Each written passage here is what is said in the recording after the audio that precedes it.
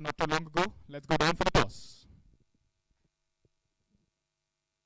It is toss time for the third match of the Maharani Trophy 2026, and the Mysore Warriors are taking on the Gulbarga Mystics. And right in the toss, we do have both the captains right here. Swati is the skipper of Mysore Warriors, and on to her left, of course, is Rajeshwari, the captain of Gulbarga Mystics, and on to my extreme left is the match referee, Mihira Chowguliji. Thank you so much, ladies, for in attendance for the toss. I think Rajeshwari has the turn, yeah, and Shubha will be calling. Please go forward.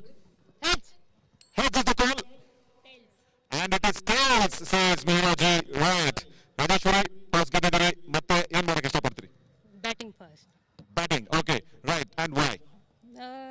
ನೆನ್ನೆ ಸ್ವಲ್ಪ batting collapse ಇತ್ತು, so ನಾವು ಇವತ್ತು batting first ಮಾಡಿ ನೋಡ್ಬೇಕಂತ ಇದ್ವಿ ಯಾವ ಥರ ಇರುತ್ತೆ, ಸೊ ಅದೇ ಒಂದು ರೀಸನ್.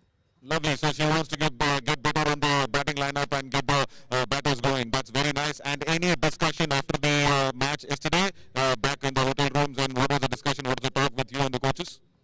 ಜಾಸ್ತಿ ಏನೋ ಡಿಸ್ಕಷನ್ ಆಗಿಲ್ಲ ಆ ಥರ, ಬಟ್ ನಾವು ಜಾಸ್ತಿ ಫೋಕಸ್ ಮಾಡ್ತಾ ಇರೋದು ಬ್ಯಾಟಿಂಗ್ ಮೇಲೆ. ಸೊ ಹುಡುಗಿರಿಗೆ ಸ್ವಲ್ಪ ಫ್ರೆಶ್ ಆಗಿ ವಿಕೆಟ್ ಸಿಗ್ತಾ ಇದೆ ಇವತ್ತು, ಸೊ ಟ್ರೈ ಮಾಡ್ತಾ ಇದ್ವಿ ಅಷ್ಟೇ. All the very best. And any changes on your side? Same team. Same team. Lovely. Thank you. Thank you, Rajeshwari. Do well. Thanks a lot, Skipper. Shubha, right. What would you have done? But a bowl first anyways, so happy with it. Lovely. And of course, the same thing to you as well. What was the discussion after the loss? But yeah, you just came very, very close, isn't it? Yeah, absolutely. That was a great fight, I would say. And yeah, for today there is fresh wicket, and the wickets remains the same thought process like yesterday, and I would like to chase as well. Lovely. And any changes on your side? Yeah, Stuti comes in for Advika. Nice. Thank you. Do well. Thanks a lot. Wonderful. Right, so that is the news from the center as Gulbarga Mystics have won the toss and they would want to bat first. We will come with the first ball. Stay tuned. Yeah, that was a while ago. And the toss, of course, is won by the Gulbarga Mystics. And today, Rajeshwari Gaikwad did not have any hesitation in selecting to bat first. She won the toss yesterday. It was a kind of a false start, but then she did bowl first, and then could not go ahead and chase the total down. They lost by 47 runs against their opponents. It was not a right start for them. They lost it against Kalyani Bengaluru Blasters, but today against the Mysore Warriors, it's a different day, different team as an opponent, and they'll have to put up a good show. Mysore Warriors, of course, are coming in with one change.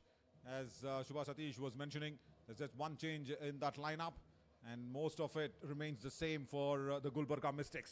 Very important that they get a good start off, and as it was being discussed in the pitch as well, very flat wicket, no problems in terms of the ball doing a lot, even during the first few overs, as Kinjal has probably got a promotion.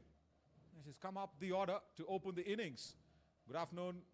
And wherever we are supporting Maharani Trophy 2026, organized here by the very important and very renowned Karnataka State Cricket Association. And I am Navin Shori. Alongside with me is Param Shah, and Kinjal will be alongside Prerna to open the innings. Good call this, to ask Kinjal to open the innings. Good afternoon, Naveen. Good afternoon to all our viewers. Yeah, absolutely. I think it's a good call. Yesterday she had a very good cameo. Those runs early on definitely will matter in the power play. So be very, very important here for Kinjal to build a partnership here. And also very important for the Mysore Warriors to start on the positive note, as Alham Farheen Syed will be coming into the attack from the Anil Kumble end to start the proceedings. And most important is they'll have to really go ahead and forget what happened yesterday in the field as well. We've got mid-off up in the ring, as two fielders outside in the power play will be deep third and deep fine leg. Those are the two fielders. Like I said, Alham, she did have a couple of good overs yesterday, but then she could not go ahead and carry on in the same fashion. Yeah, but what I'm seeing now is that there we have a slip, and that's great to see. Great to see. I like to see an aggressive field, especially in the power play. And very curious and interested to see on how the ball is going to be moving. It's just Shubha Satish's thought process of, I think, applying some pressure right up there in the first ball. Right, as Alham is all set and ready, she'll be going against probably a little change in the batting lineup for Gulbarga Mystics. First ball. Nicely bowled in that fuller length delivery, trying to ask some questions because Shubha Satish is right there in the slips herself.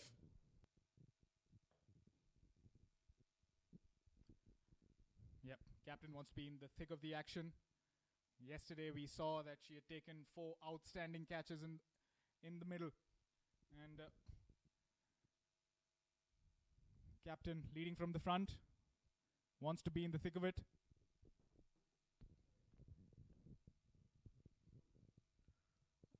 Too wide to begin. Alham, yeah, I understand what she's trying to do.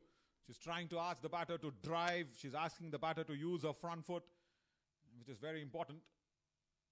And pretty obvious that when you have that slip, you don't have a very straightish sort of extra cover. You probably have that a little squarer to Prerna.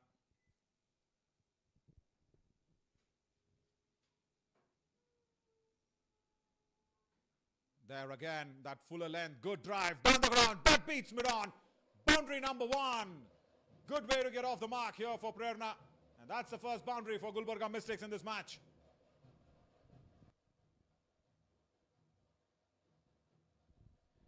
Yep, Alam just a tad fuller there, but a beautiful straight drive and a half-hearted attempt from the fielder at mid-on.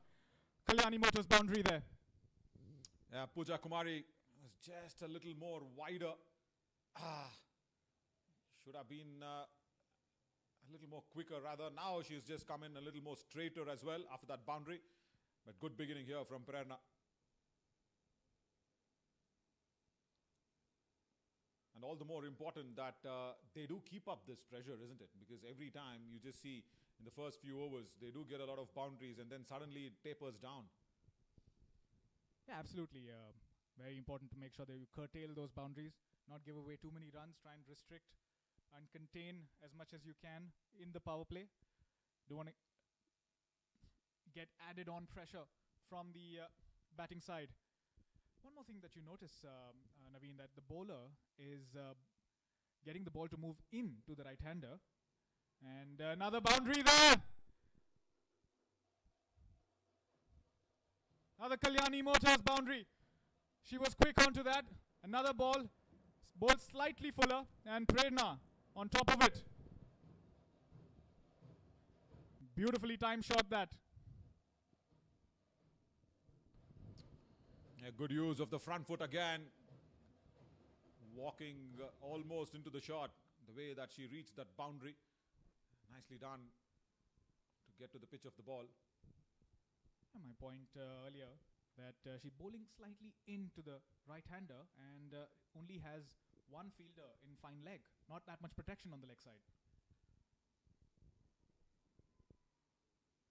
And that's why probably they had operated with that slip, isn't it? To go ahead and make the batter drive. And that's why they now have taken that slip out. And Shubha Satish herself has plugged that gap where that boundary was being scored, the second one of the over. Nothing wrong with Alham as of now. She's bowled according to the plans. She's invited the batter to drive first up. So close to the outside edge.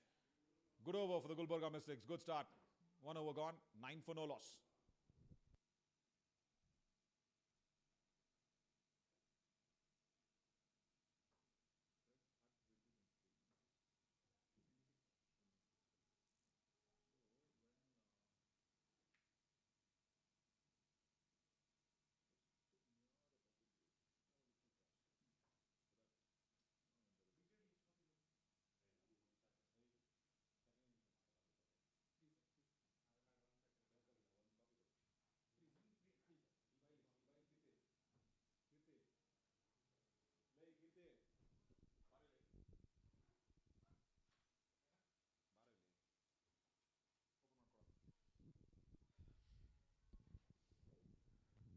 Sahana Pawar Left arm spin being introduced by Shubha Satish right away from the Rahul Dravid end. And Krishika, yeah, we did probably see that was Kinjal, but no. It's mentioned as Krishika as well. And she's got deep mid-wicket and long on to begin.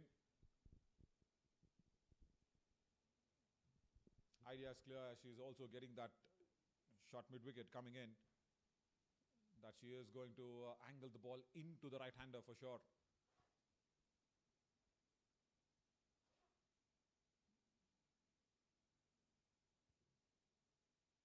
Good flight to begin. First up. Nice work.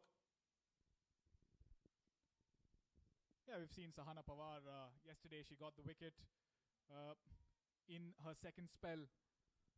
Another experienced campaigner. Sahana Pawar played in the WPL, played for the RCB. And definitely bringing a lot to the table here. Once again, huge heave. They're appealing for a stumping chance here. Shubha Satish has seen something. Probably interested in to see where was Krishika's back foot.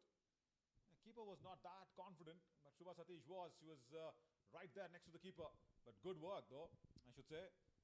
As we were talking about the change in the keeping from the Mysore Warriors. I think it was Stuti, yeah. Yeah, excellent delivery there and excellent work behind the stumps. First they're checking that no ball as well. It's a legal delivery. We'll have to shift our focus back to the other end where the action is unfolded. Good glove work though, yeah? Yeah, good use of her hands, Stuti. Quick onto that. And Shubha Satish again. Very, very confident. But that looks very close, doesn't it, Naveen? Foot is on the line. Yeah, maybe that's why Sheetal Santosh there, the wicketkeeper, probably did not appeal it immediately. But it was Shubha Satish. He was very confident about that one. There's no doubt that she's gone in for a little bit of an appeal. So no problem, because we don't have that player review coming in. So it's a TV umpire's call now whether Krishika's leg was on the line or behind.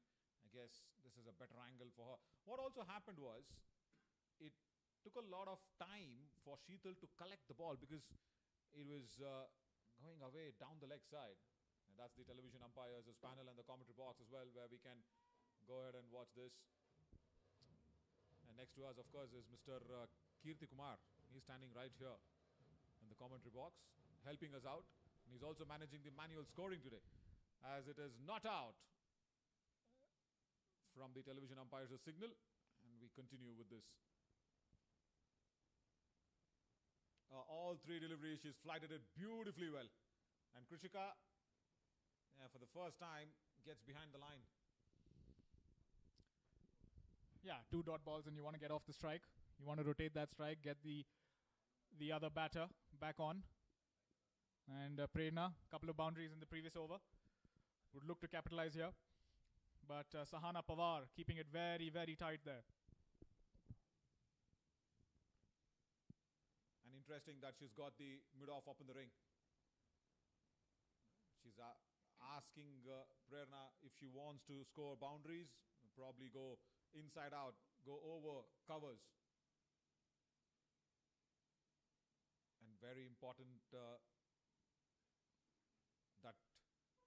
Krishika also understands what Prerna is trying to do. She's got a couple of boundaries in the previous over. She should not be holding up at one end. She needs to rotate strike and also make sure she gets that confidence going in herself as well, because very important that they keep working on this scoreboard and make that manual scoreboard operator busy. Yeah, important to keep the scoreboard ticking, especially in the power play.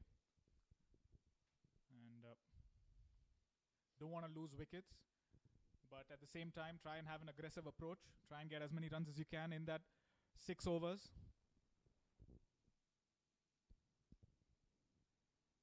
First time there was a shot delivery that was being executed.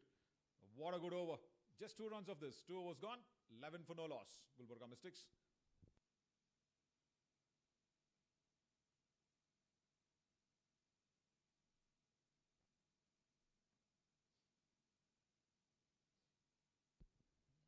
It's a very different approach today, though, from Rajeshwari Gaikwad. She said, our batting has to be tested, so I'm putting the batters up there to open the innings and to bat first after winning the toss. Good call there, because she wants to try different things, because yesterday they could not chase down the total that was being put up by the Kalyani Bengaluru Blasters. They fell short by 47 runs. Well, interesting call there at the toss, but of course, the teams that batted first yesterday both ended up scoring a total of 150 plus. So maybe Rajeshwari Gaikwad thinking that that is something that they can see as a pass score. And also both the teams that batted first won the match. So some psychological advantage there might also have come into that decision as well. And 150 on the board. That is a crucial thing. Because this pitch is definitely a belter, as we heard in the pitch report as well. Plain, simple, clean layout. Good work again from the groundsman, as we've seen every single time at our Chinnaswamy Stadium. Mr. Murthy, Narsimurthy and team and everybody, of course, doing really well. And Mr. Ramesh alongside with Narsimurthy. And now they've got deep mid-wicket back and deep third for Krishika. Oh, bowled, gone! Wonderful delivery that came back in. And Alam strikes here for the Mysore Warriors. Krishika just did not have any clue that ball would jab back like that into her.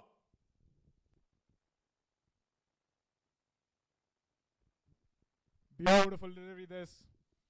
Hitting the top of the middle stump. Normally bowlers have been told to hit the top of off, but she has dislodged that middle stump, and beautiful line coming in at the last second there. I guess she was kind of distracted when she moved that short mid-wicket towards deep. A double bluff, wherein probably thinking that there'll be a short ball coming in or a shorter length delivery coming in. But no, Alam stuck to that fuller length delivery. And she just played outside the line of the ball. We see batters playing inside the line of the ball and getting beaten or getting bowled. But she was playing to the line which was outside.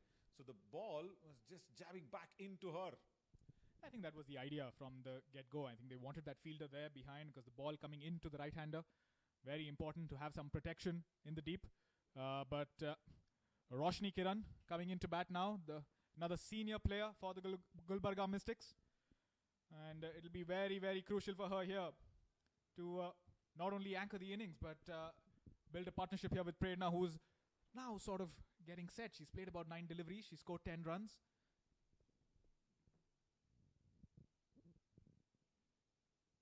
Ah, too wide. Roshni got a tough one yesterday because she thought that maybe it was not pitching in line, but we will only stick with what the umpire is probably trying to tell us. That's all. That is what it is.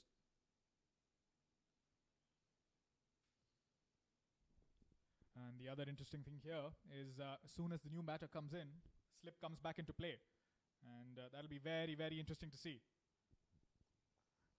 Comes back in. That's in the gap as well. This is really well played from Roshni. As in more much needed that single as well.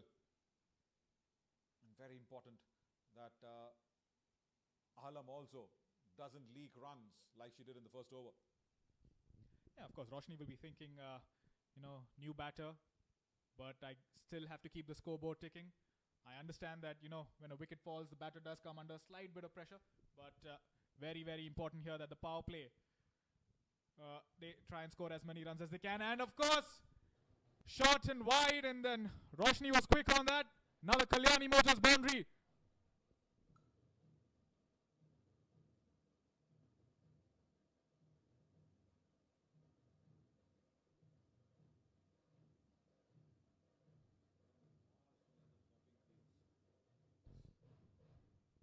Standing tall, blasting it totally with a lot of control. Nicely done. This is what I was trying to say. She shouldn't be leaking runs like she did in the first over as Alam. Just a hint of wit that was being provided, that's all.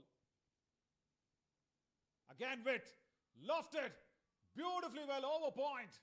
One bounce boundary. This is something that Roshni will be really enjoying. She's continuing where she left off last evening. Yeah, slightly fuller but a little wide, and Roshni beautifully opening the face of that bat, going over the cover point region for another Kalyani Motors boundary.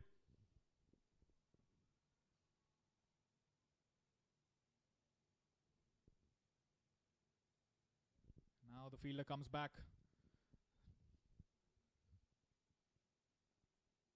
Nudges away. That's in the gap towards deep backward of square. They will definitely push it for the second run. Yeah, even though that there was a wicket in this over, it is a costly over from Alam, the second one. 3 overs gone, 25 for 1 on the board.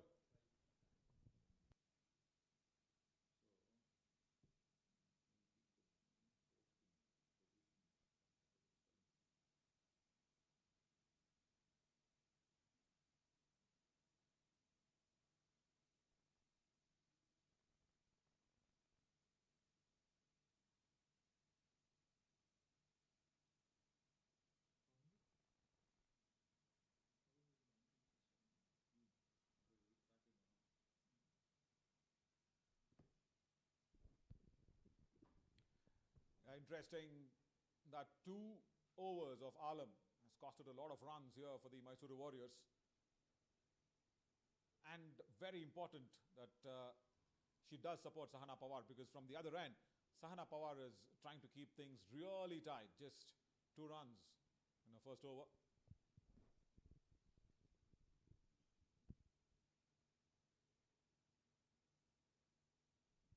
Lofted. Again, that's in the gap. Boundary again here for Prerna.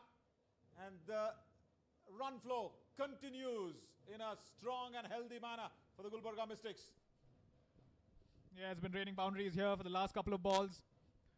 We see Sahana just flighting that a little too much, and Prerna getting on top of that, clearing the cover fielder there and going for another Kalyani Motors boundary. Also brilliant thing was she just made a lot of room moving away. And that's exactly why that shot was so beautifully executed over covers. Just gave herself a little room. Sana probably did not notice that Roshni moving away so much. Yeah, but I still like what she's done here. Even though Prerna was playing the previous delivery, she didn't change her field. She still had confidence in her ability. But change in field here for Roshni. The cover fielder goes behind. And this is going to be interesting to see here now. Good contest, Sahana and Roshni.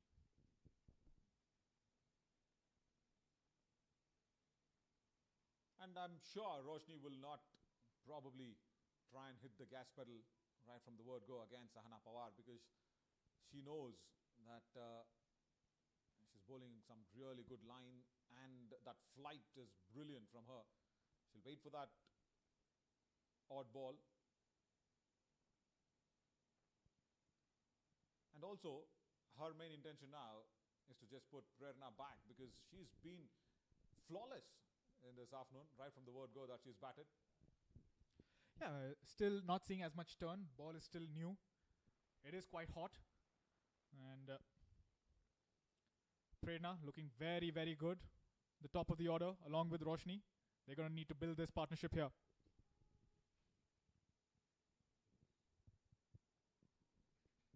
Nudged away. 4 overs gone. 32 for 1 again. They're going stronger and stronger, the Gulbarga Mystics.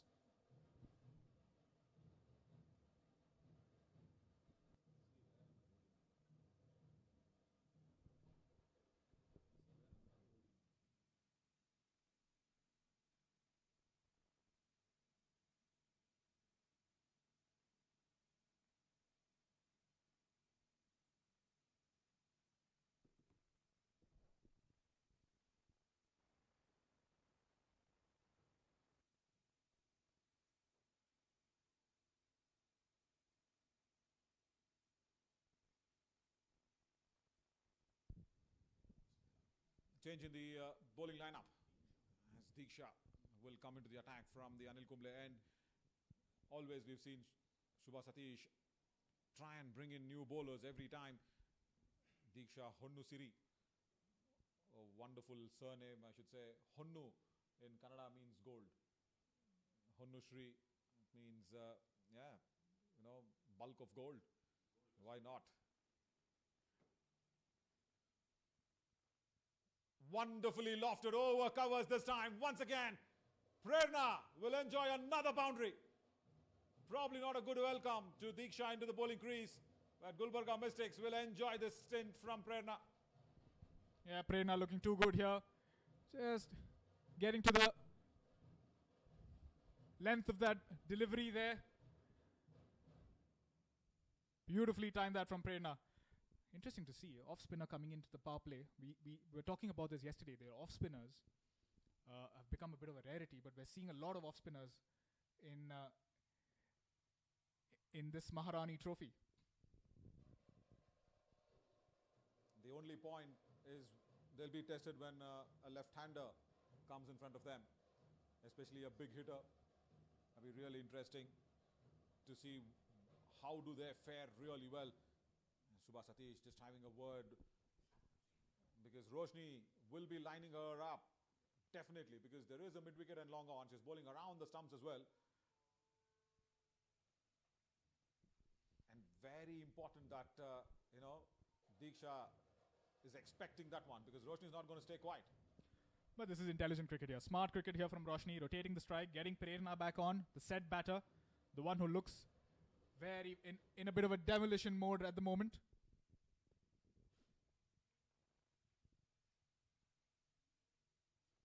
Yeah, demolition mode will also probably be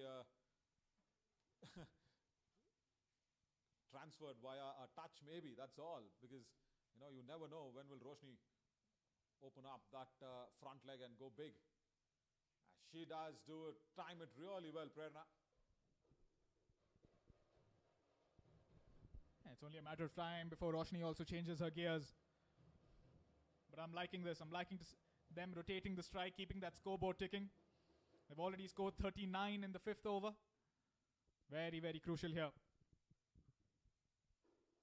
Good stop. Very good stop. Shubha Satish does well at that short extra cover. 5 overs gone, 39 for 1.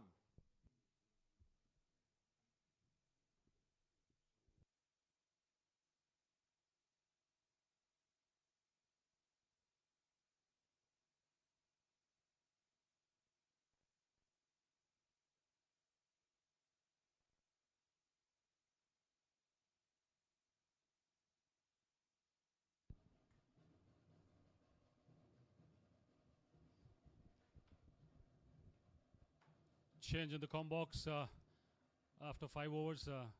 K. Srinath along with me is Vikram. Winning the toss, electing to bat today. The discussion was on whether the teams would revisit the strategy and just blindly not go with fielding first after winning the toss, with which Rajeshwari Gaikwad called right and said we're going to have a bat first. They would be pretty happy at the end of 5 overs, just losing 1 wicket and 39 on board. Good afternoon. Thank you, Srinath. Good afternoon to all of viewers. Wonderful to be here on day 2 of the Maharani Trophy.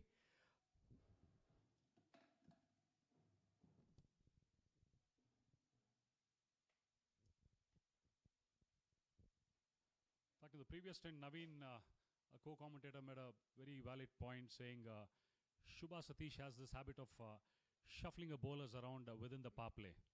And we are seeing Shishira Gowda come into the attack from the Rahul Dravid end.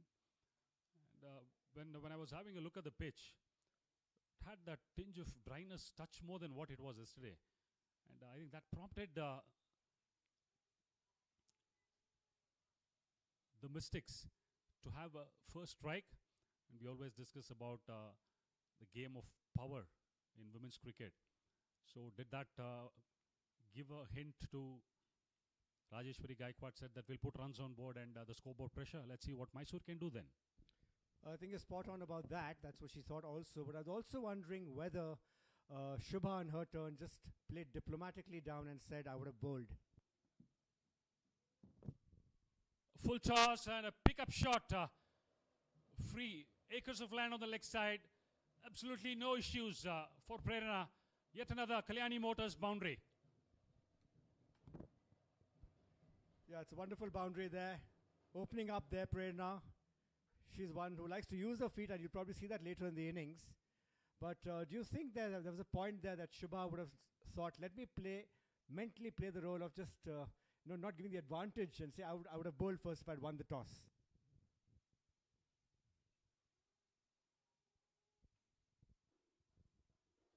Just getting to see a hint of inward movement.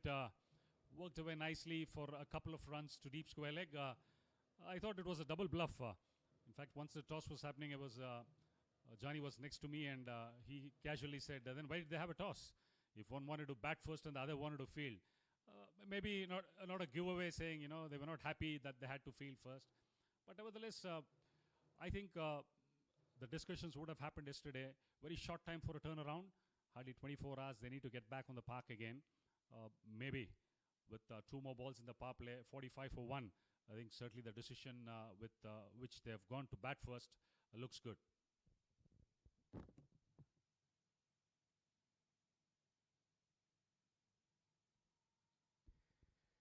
Yeah, it is, as you said, a beautiful batting surface, and I would have thought both of them would have batted first today. They just want to try. They would have liked to try out their side in batting first. So we don't know. Like you say, could be a double bluff there. Just that extra bit of pressure when you're chasing down a target. So in case they're able to put up a score of 150, 160 like what we saw teams batting first yesterday, could be in their side. Short ball, keeping a touch low. Finishes with a dot ball. That's the end of power play. 6 overs done. 45 for 1 are Gulbarga Mystics.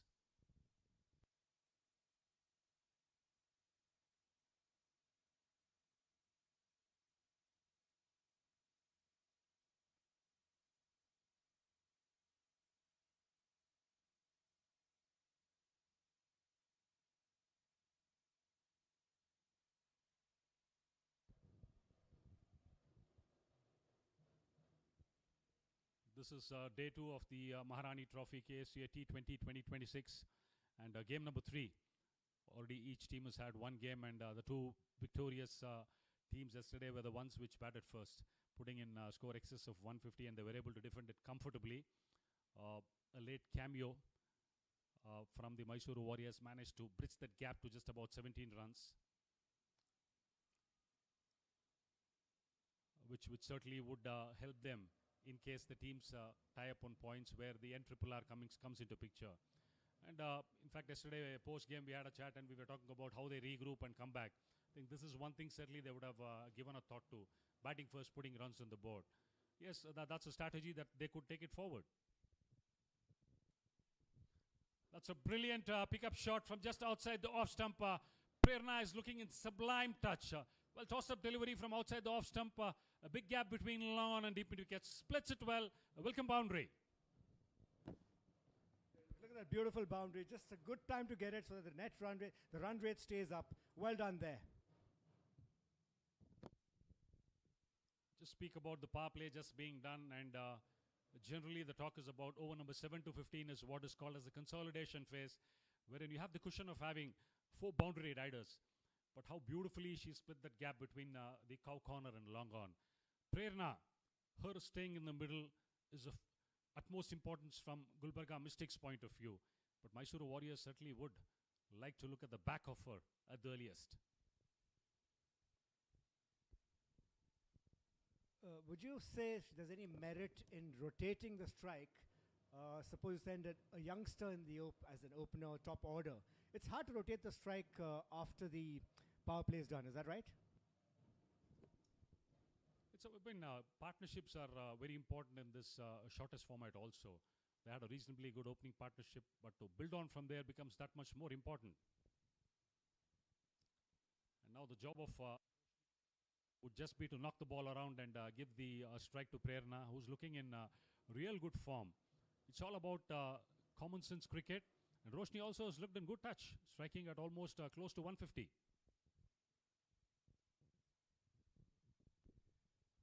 Would you reckon, from your studying of the pitch, that from the bowling from the Anil Kumble end, which is the near end, so batting at the far end, that there would have been some assistance for the pace bowlers, and suppose they had to use their pace bowlers, that Mysore Warriors would have employed a pace bowler from the near end, the Anil Kumble end, bowling to the batter at the opposite end? One more pickup shot and the same gap. The boundary which off the second ball. Nice pickup once again from Prerna and deposits in between long on and cow country. One more welcome boundary for the Mysore Warriors. Yeah, it's a beautiful boundary there. She's able to adapt beautifully, and I suppose you would probably see a field change here now. You're probably going to have the cow corner go a little straighter, or the long on come a little wider. That's two almost in a row. Under pressure is Diksha. She's already considered 2 boundaries in this over. An expensive over for the Mysore Warriors. Smart cricket, extremely smart cricket from Prerna. Knocks the last ball around for a single and retains a strike. End of over number 7. Mystics are 58 for the loss of 1 wicket.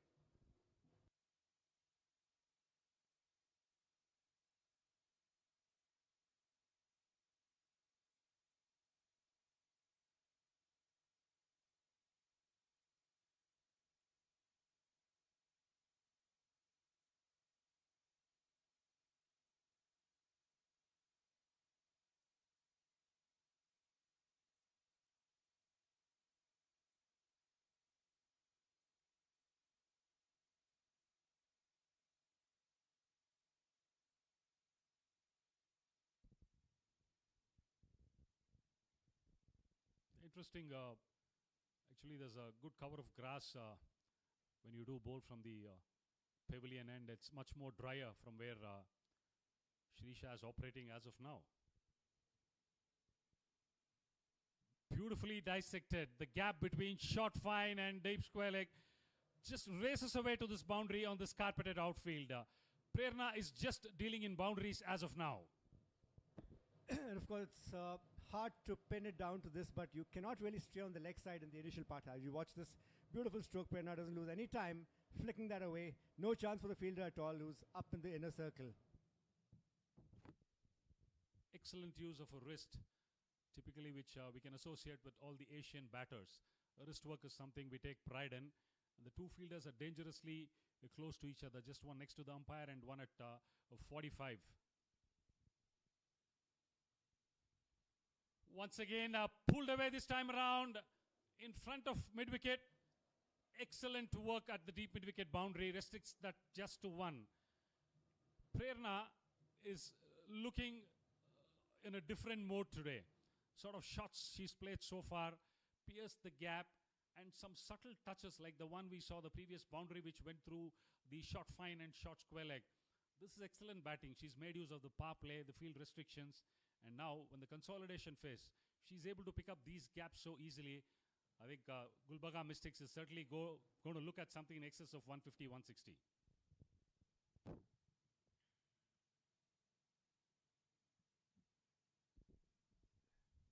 Umpire signals a wide ball there. Yeah, my take on things is that this consolidation phase which you talk about, and or for that matter, more specifically after the 7th over, I would perhaps like to see 2 senior partners out there, which wasn't the case when Mysore batted yesterday, just as a case in point. So hard to pin it down to that, but a little bit of everything. Youngsters too need to learn to step up to the plate and rotate well, get these boundaries as and when the opportunity affords itself.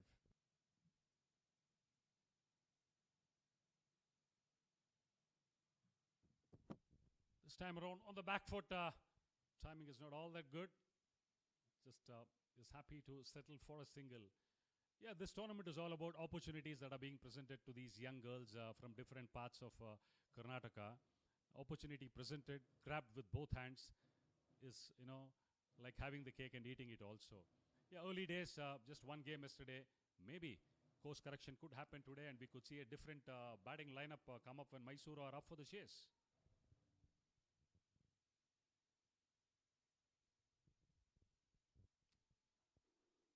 Hint of swing is what we are getting to see from Shishira Gowda. In fact, it's more like the banana in swing, the loopy stuff. Both the batters out there, Roshni and Prerna, are into a small partnership which is extremely important for Gulbarga Mystics to kick on and get on to a big score. 6 for 1, and just one hit away is Prerna for a well-deserved half century.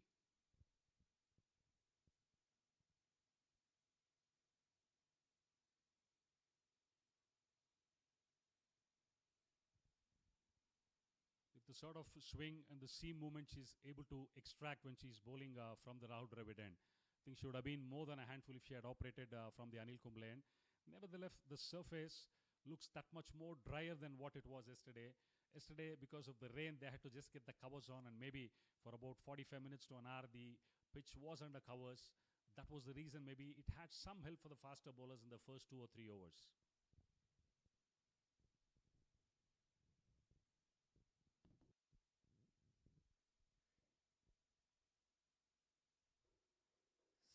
At the end of 8 overs, the Gulbarga Mystics are 67 for 1.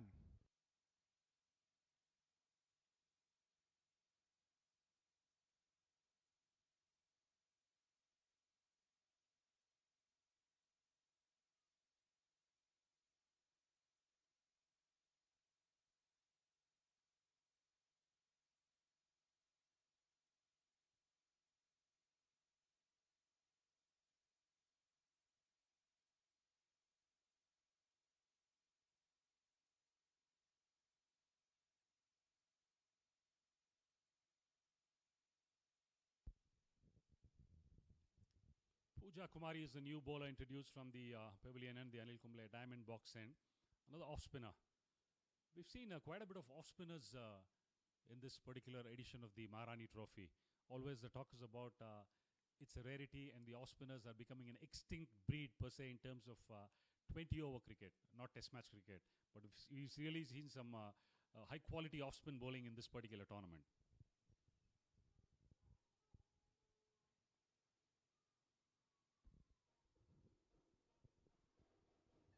Yes, there is a lingering discussion about off-spinners and the utility. We had the saying that you need to buy your wickets back in the day, and the leg spinners tend to do that. Is there any merit in you saying that leggies are important in the T20 game because they buy their wickets in some senses?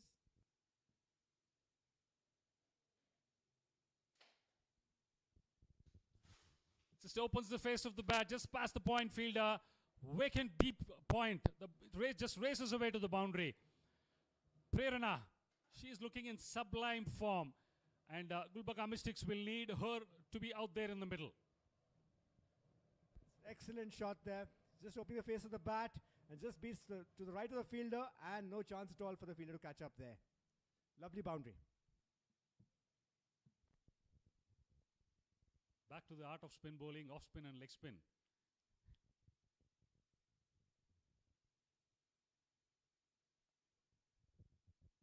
I feel leg spinners, the ability to pick up wickets in whichever part of the game they bowl becomes that much more important, and they are genuine wicket takers, whereas it's about dot ball pressures.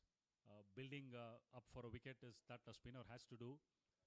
This time swept well in front of square. Another Kalyani motor boundary, and with this boundary, Prerna brings up her half century, raises a bat just in a subdued celebration. She knows the job is not done yet.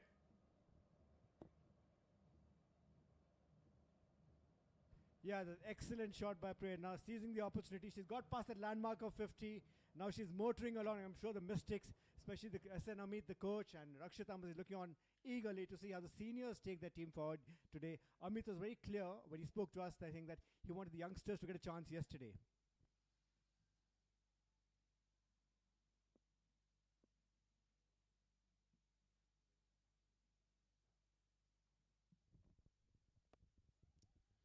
Once again, tossed up just over extra cover. The fielder was in action, but once again, the timing has been exquisite.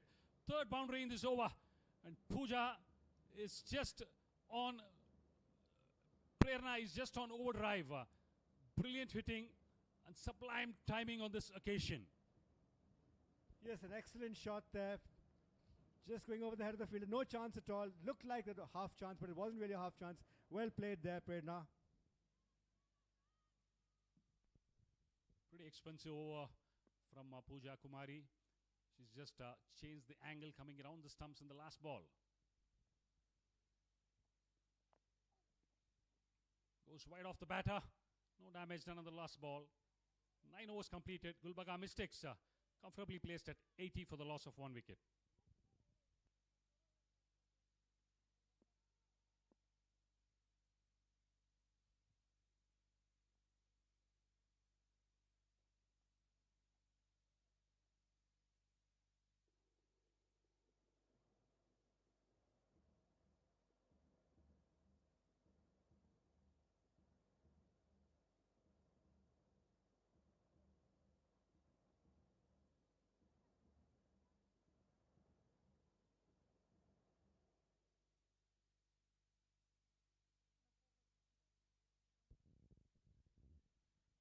Yet another bowling change from the Rahul Dravid end. Yashika Gowda comes into the attack. What do you have to say about the tactics that are being deployed by Shubha to replace a bowler after every over? Is it just to try and unsettle the rhythm of the batters, or is she looking at something else? It is to unsettle the rhythm of the batters, and she's spoken to us, she says she wants to keep things simple. Just trust the ball, the youngsters, let them have a go. Once again, the slog sweep employed. Just the fielder overrunning the ball. Yeah, keep it simple, giving the youngsters a chance is one side of it. Already one loss, and one more here, they would be staring down the barrel, because it's just going to be two teams, the top two teams that are going to make it to the finals. Yeah, I do see this as an imposing total, 81 for 1 already in the 10th over, but Mysore will have some aces up their sleeve, a change in batting order perhaps. So like you say, this is a good batting surface. There is not that much in it for the bowlers as there was yesterday. So we're going to see these two teams post in the region of 160, I would assume. So they're going to motor along at this current run rate. They're expected them to getting to 176. Change of pace, just slowing it that bit. Whenever you see the ball being slowed down, especially from the Rahul Dravid end, there's a tendency for the ball to just slow down that bit, grip a little bit of turn. So if they're going to end up chasing something like 160, 170, the spinners definitely are going to come into picture. The batters will be forced to create that sort of pace. Yes, and one of the ways to create pace, which you need to do as a batter, is come down the pitch a lot more, use your feet. And that's something Prerna started to do a lot more in the last 2-3 years as a senior player. She's been the under-16 side for Karnataka for a long time, some long time ago, and now she's developed her game all round. Once again, a Hoik trying to go deep over, long on. The timing has been Ore hitting the bottom of the bat. Ball just falling just outside the 25-yard circle. You can say a moral victory for Yashika Gowda. But Roshni, it is, who's now trying to take the bowling on.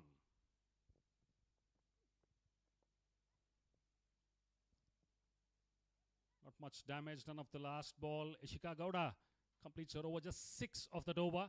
Halfway mark, 10 overs done. Gulbarga Mystics are 87 for the loss of 1 wicket.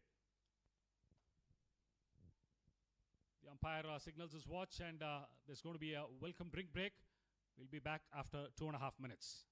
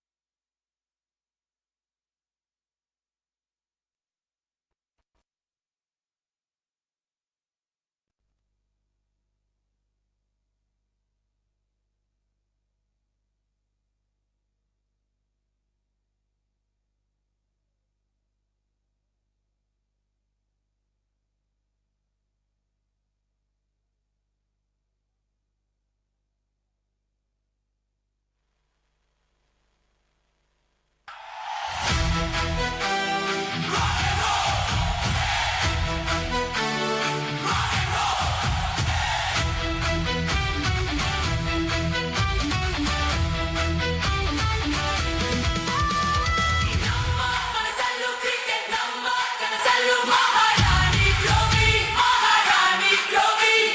Namma utsahakendu namma ullasa. Maharani Trophy, Maharani Trophy.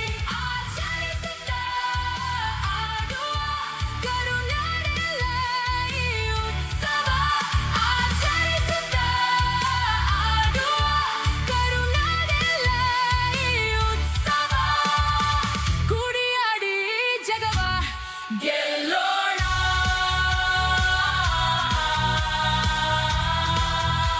Maharani trophy ಗೆಲ್ಲೋಣ.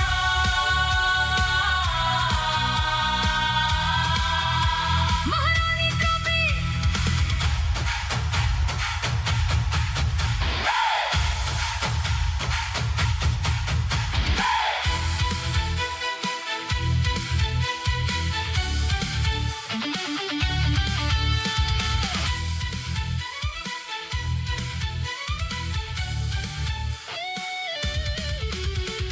ಲೋಕ ದಂಗಾಗೋ ಹಾಗೆ ಸೇರಿ ಸಾಗೋಣ ಹೀಗೆ ನಾವೆಲ್ಲ ನಮ್ಮ ಉಲ್ಲಾಸಕ್ಕೆಂದು ನಮ್ಮ ಉತ್ಸಾಹ.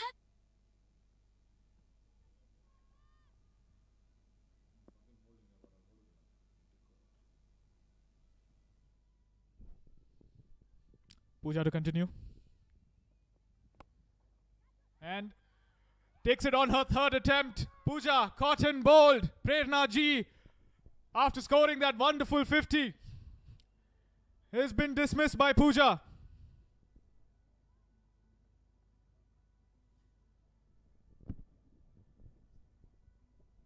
Big blow for Gulbarga Mystics.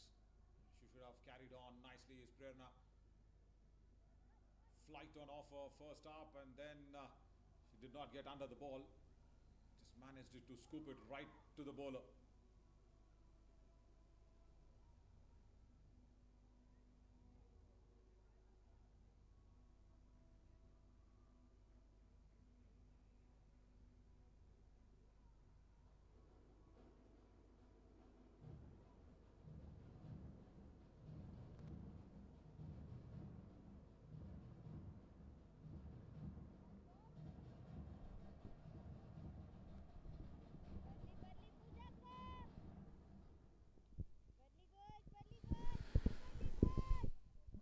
Well, ladies and gentlemen, if you missed that, Pooja coming back after the drinks break, after the timeout, and getting the wicket of Prerna Ji. I'm Param Shah, alongside me, Naveen. It was a big, big blow for the Gulbarga Mystics. A set batter. Prerna has been dismissed.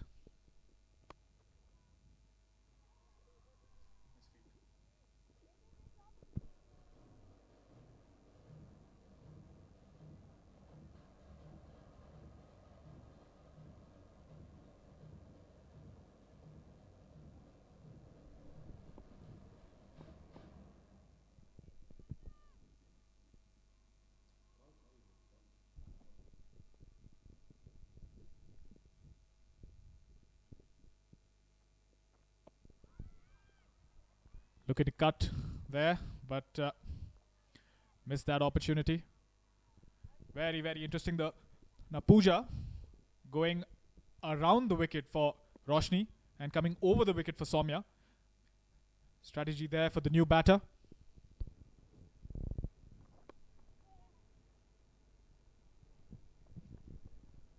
Smart here from Roshni, rotating the strike. But now Soumya will be a little bit under pressure. Just coming on to bat after the break. Be very, very interesting to see here how Pooja goes about her business.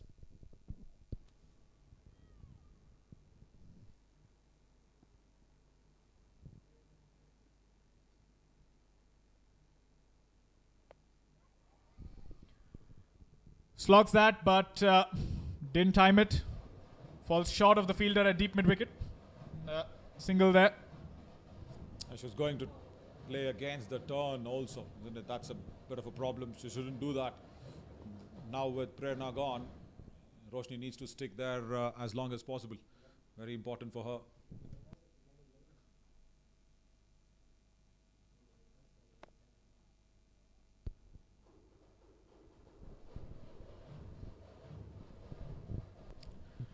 Smart cricket here from the Gulbarga Mystics. Keep rotating that strike, and 90 for 2 at the end of 11 overs.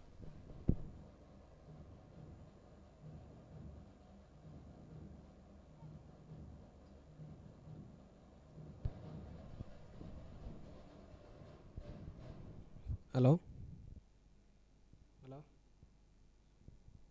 நான் மைக்கில் பேசுகிறேன், கேட்குதுன்னு பாரு.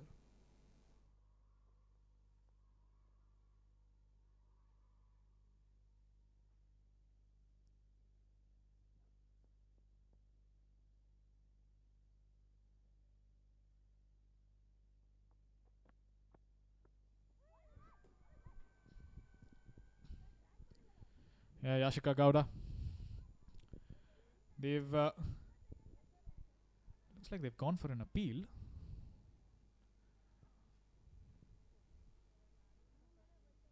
This for the stumping, and Shubha Satish thinks that's out. I think Roshni is out of a crease. Be very interesting to see what happens here.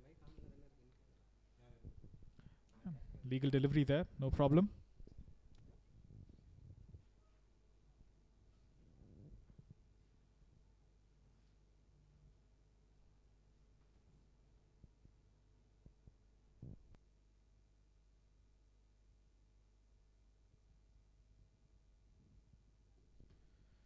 No.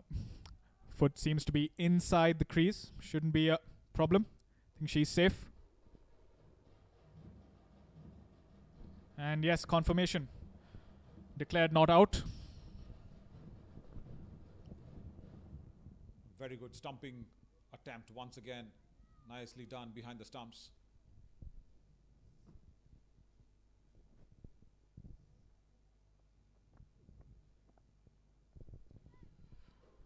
Swept well, but will just be a single. We've seen the wicketkeeper Sheetal. She's been quite good behind the wickets, hasn't she? Love the way she collects the ball. The moment she gets up, doesn't have any issues whether the ball is going down the leg side or towards her right hand glove outside off. Very good technique of not getting up too early, and also just trying to stay almost towards the level of gravity. There you see, he always has that little bend down position, and the moment the bowler is about to deliver, she squats down and gets up in time. Beautifully driven there. Little bit fuller from Yashika this time, and that's been dispatched for a Kalyani Motors boundary.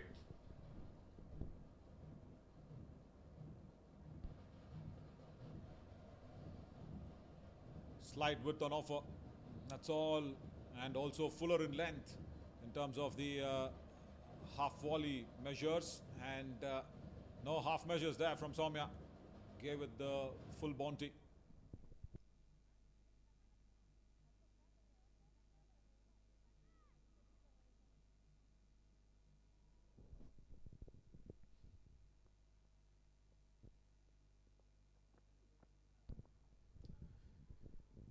Smart cricket here. Very smart cricket here from Soumya. Rotating the strike after that boundary. Get the set batter, Roshni, back on strike. Yashika will have to reassess her plan. Did bowl really well yesterday is Yashika Gowda. Got all those important wickets. Only thing was, why was Shubha Satish reluctant to bowl her after just 2 overs is a bit of a question. Shubha, of course, did not use her after 2 overs. 2 overs was good, but then later it was no seeing of Yashika Gowda at all in the entire innings yesterday when Mysore Warriors were bowling. She bowling should have been really good.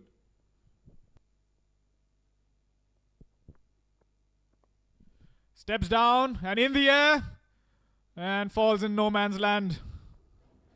Single there to finish the 12th, 97 for 2.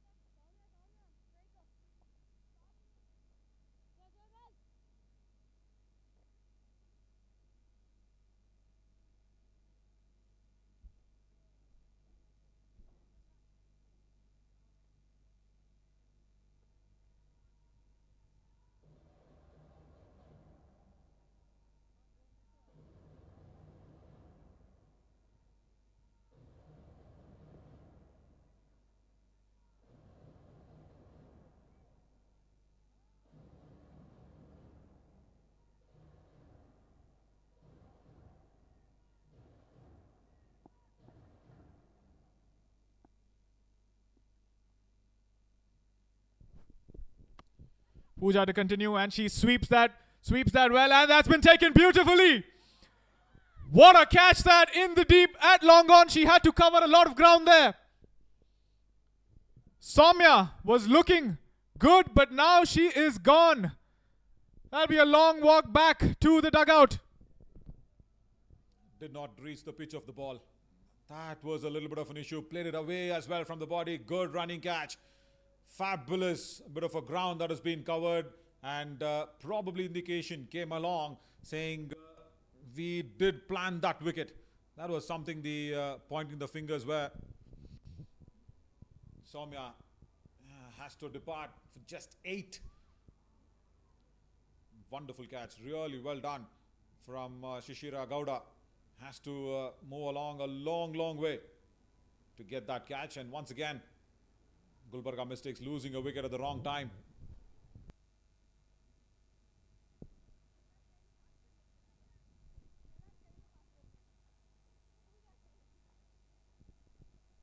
Yeah, now the responsibility of carrying the innings is on Roshni Kiran.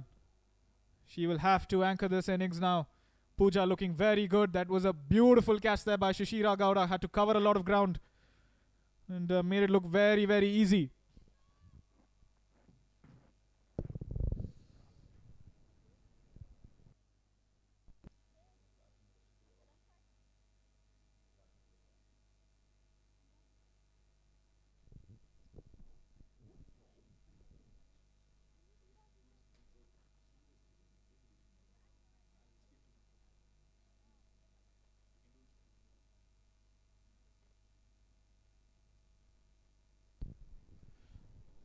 Aditi Rajesh walks in at number 5. Very important this next 5 overs, 5 to 6 overs in fact, until the 17th over, because if they lose wickets here, forget that 150. Rajeshwari Gaikwad will definitely be unhappy with the batting order even today maybe, because she said it very clearly in the toss that my batting, the team needs to have that exposure up in the middle, because yesterday they were under the pressure of chasing against Kalyani Bengaluru Blasters. So somewhere she did not want that pressure to be put upon her batters. As this is something that shouldn't have been dragged along from outside off so much. Shishira Gowda, beautiful running catch right from long on towards Cow's Corner. See, this is exactly what they were doing yesterday as well, isn't it? Small partnerships. It tries to burst open and then suddenly they lose a wicket.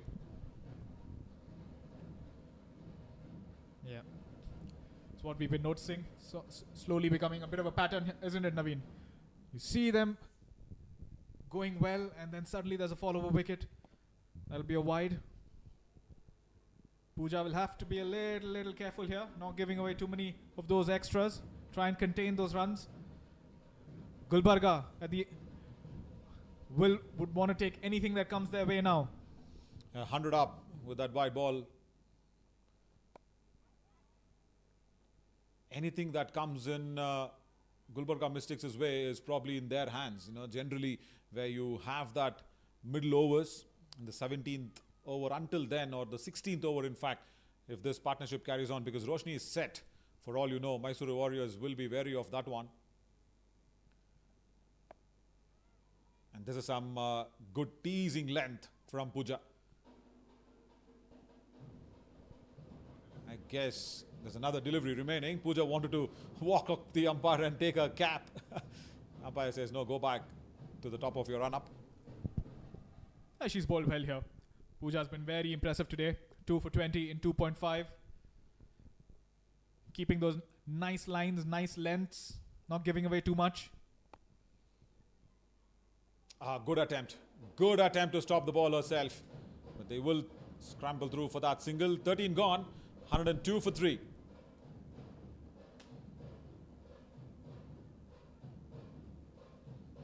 So we are in the second day of the Maharani Trophy 2026. It's so important for everybody to realize this. The entry, if you're watching this on digital, of course, on the official YouTube channel of our KSCA, please walk in. It's all the free entry that you can really make good use of. Please go ahead and bring in families, bring in friends, come along and enjoy this wonderful tournament here, and especially under lights. And yesterday I think there was a first time for many players under lights. I was having a few talk to the players after the match last evening as well. They said it's a big experience that they got to witness themselves, because Maharani Trophy for the very first time is happening under lights. Of course, the second edition, but much needed experience. Diksha again flights that one beautifully, nicely well. Yeah, you mentioning earlier that the Maharani Trophy happening for the first time under lights. Very big platform here for these young girls and up-and-coming talent of Karnataka. And also that'll propel them to bigger stages, isn't it? That's the main motto of Maharani Trophy 2026, because we've seen so many franchisee leagues springing up in every state, and now I think Karnataka becomes the first ever state to have this as a full edition. That's up in the air, and the long on fielder will run in and take that wonderfully well. Fabulous bit of a catching. And as always, Mysore Warriors, they don't drop many. Roshni will be disappointed, because she's been so nicely positioned for a big one. Not this time. Yeah, Roshni didn't time that, and Pooja again had to cover a lot of ground, but beautifully taken there at the end. Roshni will be very disappointed. 103 for 4, 13.3 overs. Maybe that 150 looks a little tough now from here, Naveen. Yeah, I hate to say that, but Kinjal Patel will be wanting to make our words come wrong, isn't it, for the Gulbarga Mystics. Roshni beautifully settled in the wicket. Did not see that shot coming at all, and also playing it against the line of the ball. It was a straight delivery from Diksha, but then it was not in the slot for her to have that big heave. See, this is what exactly turned around. She did get to the pitch of the ball, right, but the elevation wasn't there. Got too under the ball. Couldn't even, cross over that mid-on position. But what a lovely catch. Once again, running in from long on as well. Like I said, she just got under the ball little too much. Would have loved to have that big elevation, big handle come through. Again, Pooja making no mistake. This will be nice as a contest for Kinjal Patel. Diksha, off spinner. Yeah, bring it along. Yeah, we saw what she did last night. Kinjal Patel, we know what her potential is like. She'll be looking to do exactly what she did last night. Try and get those runs.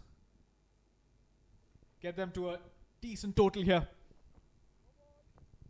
No ball is the call from the umpire. Oh my God. Most of the off spinners, even in the commentary box, will not like that. As a no ball from a spinner. Unbelievable.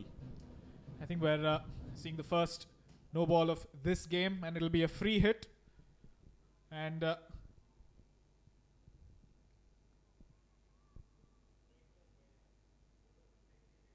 Aditi Rajesh will welcome that with open arms.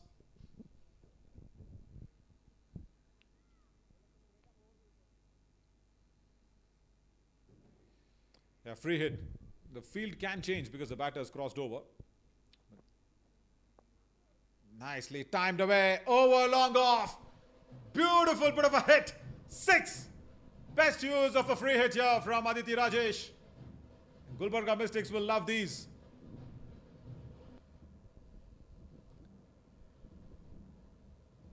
Yeah. Very good shot here from Aditi Rajesh. Just shuffling across slightly and clears that long off fielder for a cycle pure Agarbatti maximum.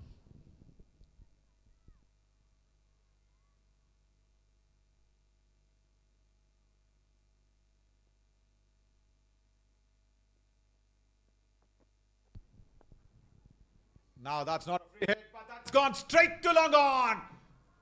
Well. Diksha just spins a nice climax to herself in terms of getting rid of Aditi Rajesh. 6 on the free hit, and she's right there in the middle of all the things that's going towards Mysore Warriors. Yeah, another beautiful catch here from Pooja, straight down her throat. And can't keep her out of the field too much, can we? And what was Aditi thinking?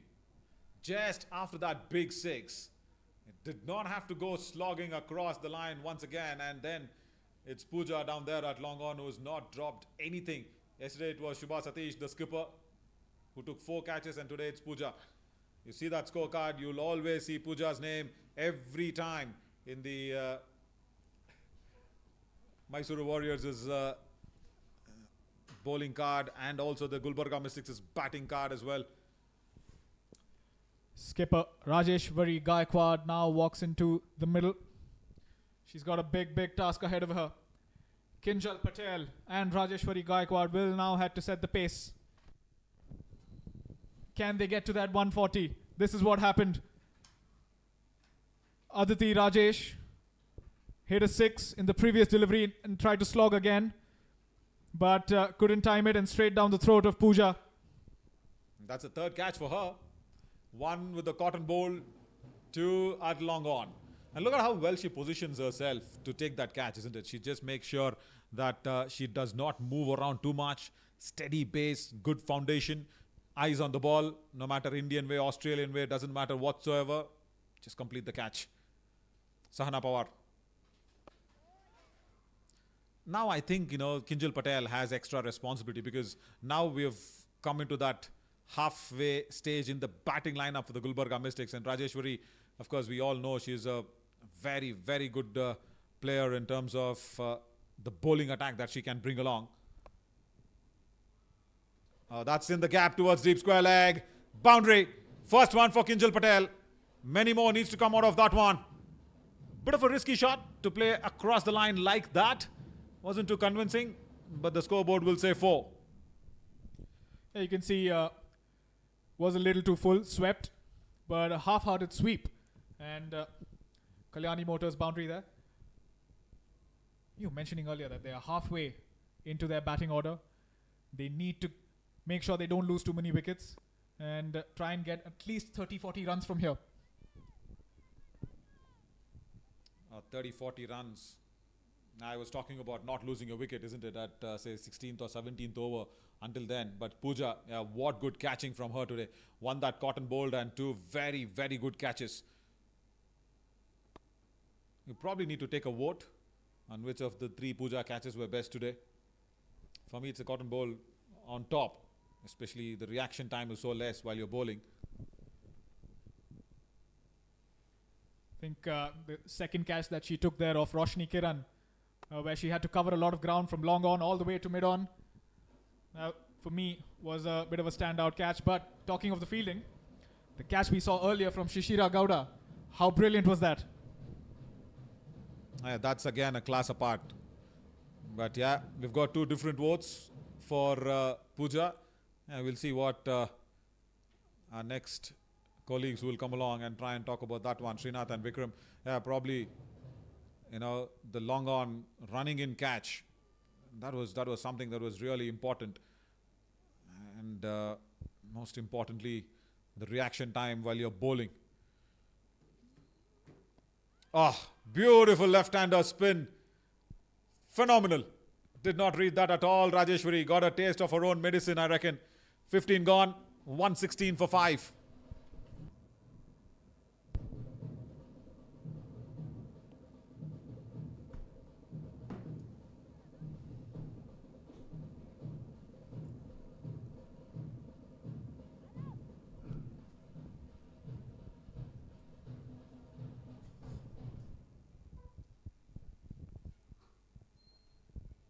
$15 overs done, and Mystics at one point in time were just cruising along, and we were talking about scores in excess of 160, 170, losing 2 wickets back-to-back of settled batters. That of Prerna, followed by Roshni Kiran. It's just pulled them back a bit. Against a run of play, we've seen another dismissal. that of Kinjal Patel this time around. A lot of pressure was on Kinjal Patel to deliver at that point in time. But disappointment walk back. Just place inside the line of the ball, beaten with the arm, and the bails are just being knocked off. Yes, unfortunate for Kinjal to go. I think that today she felt we see the ball just coming in sharply. I think she really reacted late to that. Yashika will be very happy with that, and so will her skipper. As we watch this replay again. There she goes, not knowing where to play forward or back. Yoshika has a lovely scalp over there.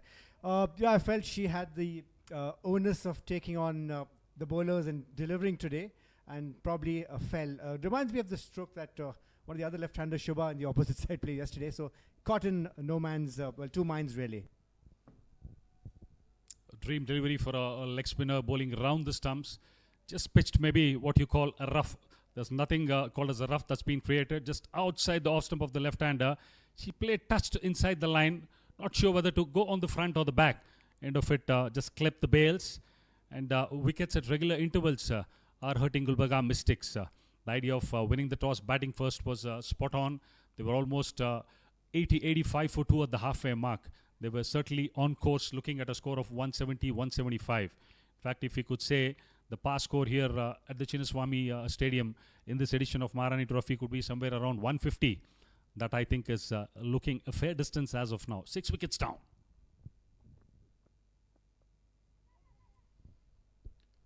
I would step in to say that perhaps from the Blasters, the Bangalore Blasters and the Hubli Tigers, we might see a different affair unfolding when they bat. So I'll really just wait out the next game, and I feel my pass score here for some teams will be in the range of 170 on a dry wicket.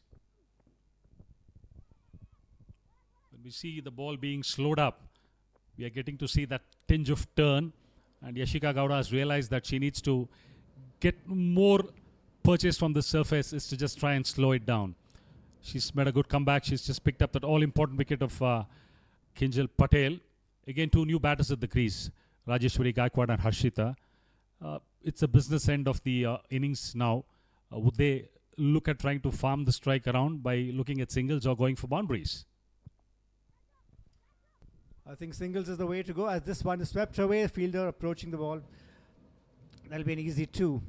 So in slowing down the pace, you were suggesting that Yashika is making subtle changes in her speed. Would that mean the arm speed? You're suggesting that goes a little slow. Certainly it's about the arm speed and the point of release from where she's getting the ball to go ahead. She's getting it right on top of her head, what we call as 12 o'clock in coaching parlance. That's helping her to get the ball in the right areas also. And the pressure you can see is building, the dot ball pressure. 119 for 6, just 4 wickets left, and after this we've just got left with 4 more overs. I think they're in a catch-22 situation right now, Gulbarga Mystics.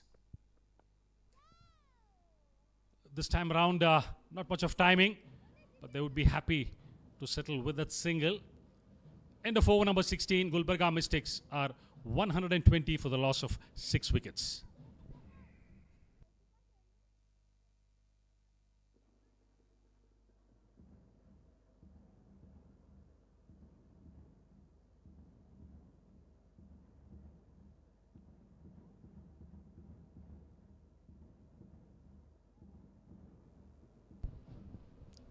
Not many contributions at the top, barring a brilliant half-century from Prerna and a small cameo from Roshni. Much more was expected with the top order.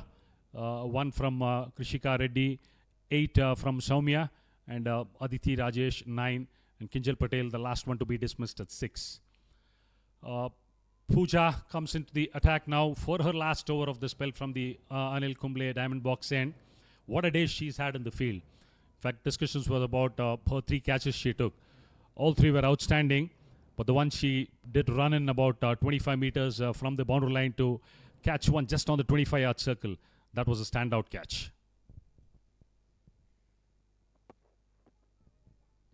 Absolutely. I think catching's been the hallmark of the display by the Mysore Warriors. So they really, I think they probably knew what they were doing when they opted to bowl.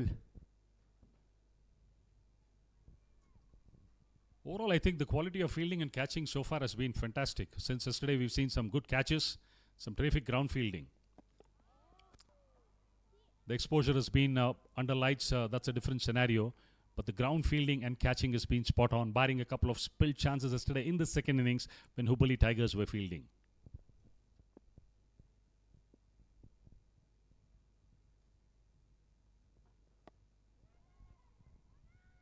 Pooja Kumari, after those 3 catches in the outfield, 1 cotton ball and 2 at long on, is looking a different cricketer now. Tails up, she's starting off over number 18 with 3 dot balls.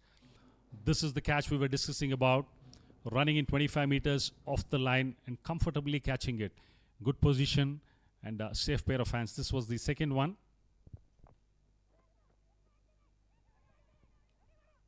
And the earlier one at long on was also a beauty.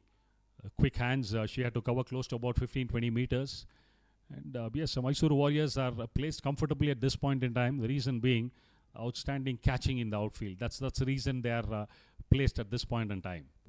So there lies the definition of the true all-rounder, Pooja Kumari, batting for bowling and fielding.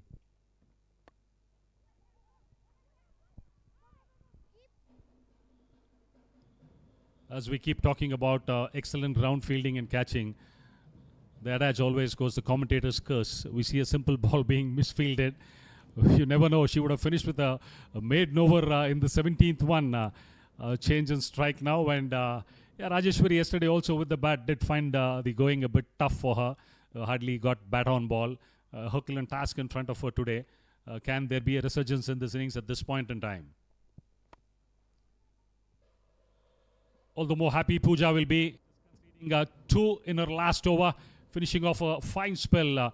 4 overs, 2 for 23. End of over number 17. Gulbarga Mystics are 122 for the loss of 6 wickets.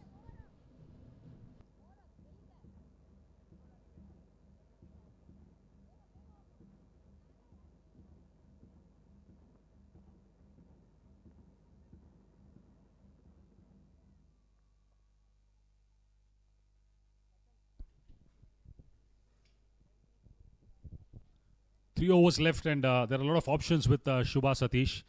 Who's she going to bank on to bowl those last 3 overs? Of course, no brainer. It's going to be Yashika Gowda to continue. Nicely tossed up once again. High praise on the fielding and catching, and it's Pooja Kumari. Relatively a chance that she would never miss. 10 on 10. Puts down, I would say, a sitter in the context of this game. Yeah, definitely. Look at that. Straight into her hands. I think she thought she had it. She just misjudged the length a little bit as we cut to live.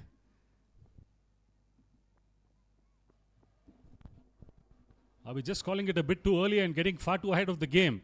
The question always remains, the players would always love to get far too ahead of the game. Well tossed a ball, trying to fetch that outside the off stump. Again, no pace on the ball. Hitting the top of her palm. She would be disappointed with that effort.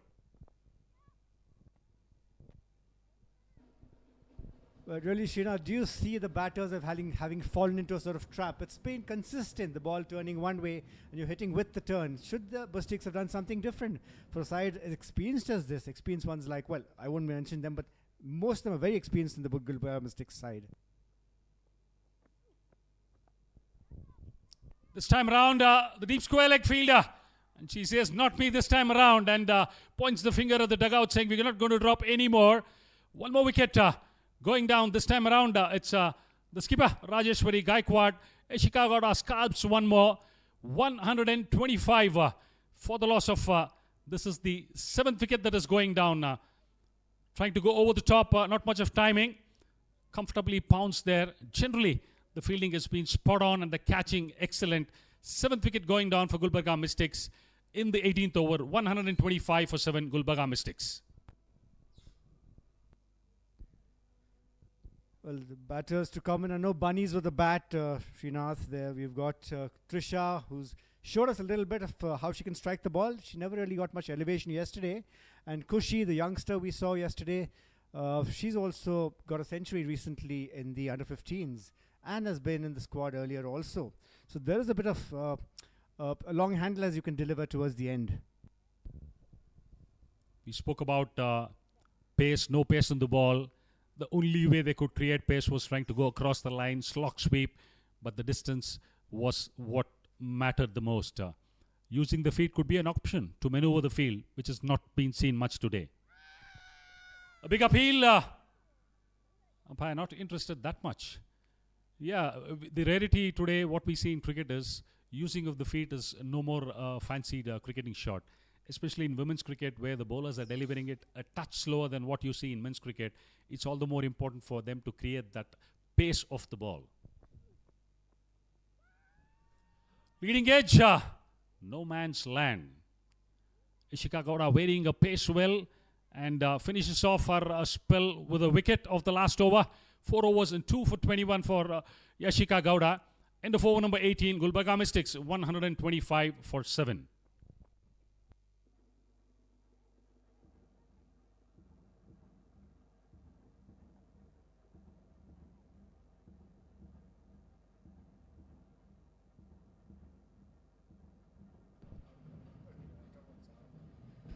So Sahana Pawar, it'll be to continue to bowl the 19th over. So Srinath, my thing is, yeah, you've seen a lot of cricket and you see a lot of stand and deliver stuff in the men's game where the men are, of course, built a little differently. The women are catching up.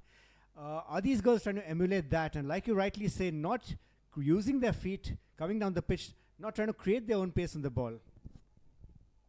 The underlined word which is going around, especially with T20 cricket, is power hitting. When I talk to people, there are a lot of academies which are having one-on-one sessions, trying to train people in power hitting. Well, that's one side of it, but when there's no pace on the ball, how do you execute that becomes all the more important. The sort of pace with which Yashika Gowda or Pooja Kumari or Sahana Pawar, they've adapted to the conditions really well. They've slowed it up, not allowing the batters to get under the ball. The only option for these batters are to use the feet, take it on the full, maneuver the field. We've not seen any batter step out trying to go over cover, over extra cover or mid-off. The only go-to option has been go against the spin or go slog sweep or go over long on.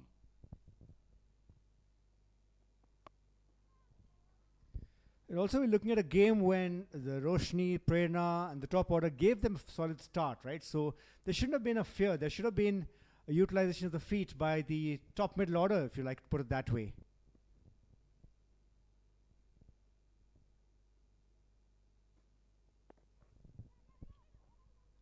That's why always the discussion is about partnerships, and you need to have one settled batter at the max to try and go till the end, wherein you've got the option of rotating the strike along with a set batter. Had Prerna or Roshni stayed till the 20th over, the scoreline would have been completely different at this point in time. Again, it's about the pace on the ball we talk about. The options are being very, very limited. Either it's a slog sweep or the hoik to mid-wicket. The bowlers have been clever enough, just keeping it out of the arc of the batters, asking them to create the pace. There's nobody whom I've seen trying to go with the spin, either over mid-wicket to the off spinner or over the extra cover to the left-arm spinners.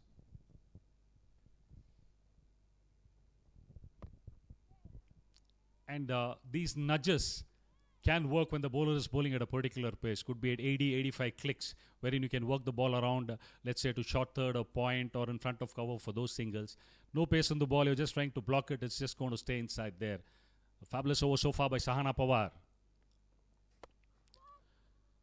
She'll be all the more happy. Just 2 singles coming off the penultimate over of the innings. 128 for 7 is Gulbarga Mystics at the end of 19.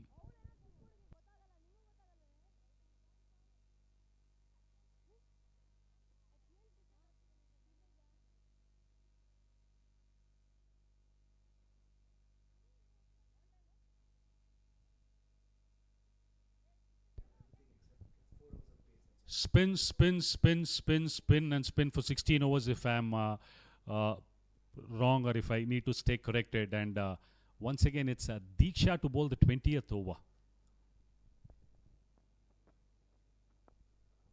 Slow again, no pace, but this time around creates the pace, and that timing is exquisite on that. Outside the off stump, good use of the wrist, and picks the big gap between deep mid-wicket and long on for a Kalyani motor boundary.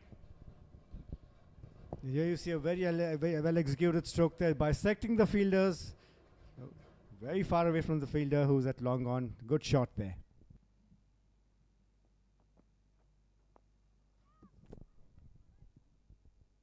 The only change we saw in that particular shot from Harshita was she just had a small shimmy down the pitch, pick the ball from outside the off stump to the pitch of the ball and using a wrist subtlety. I think this is something they need to learn quickly, and we could see more of this in the coming days. Against a run of play, touch inside edge maybe. Trisha's disappointed. And Diksha picks up another one. The 8th wicket down for Gulbarga Mystics. Stand and deliver is just certainly not going to work. The umpires are looking for something. Are they checking for a bowl? Not too sure. The batter was just on her way. Just for confirmation, with technology available, they certainly would like to take a look. Although it's static cameras in these games, the reviews that the umpires can take is for stumping, hit wicket, run-outs, and front foot no ball checks on dismissals, and even bowls. That's something that's been added on to this. Certainly, as the protocol will be, they'll check the front foot first. If it's a fair delivery, yes, there we go. Then they're going to check the bowl. But the position they were in at the halfway mark and where they are looking at in the last over, I mean, it's like chalk and cheese. Absolutely.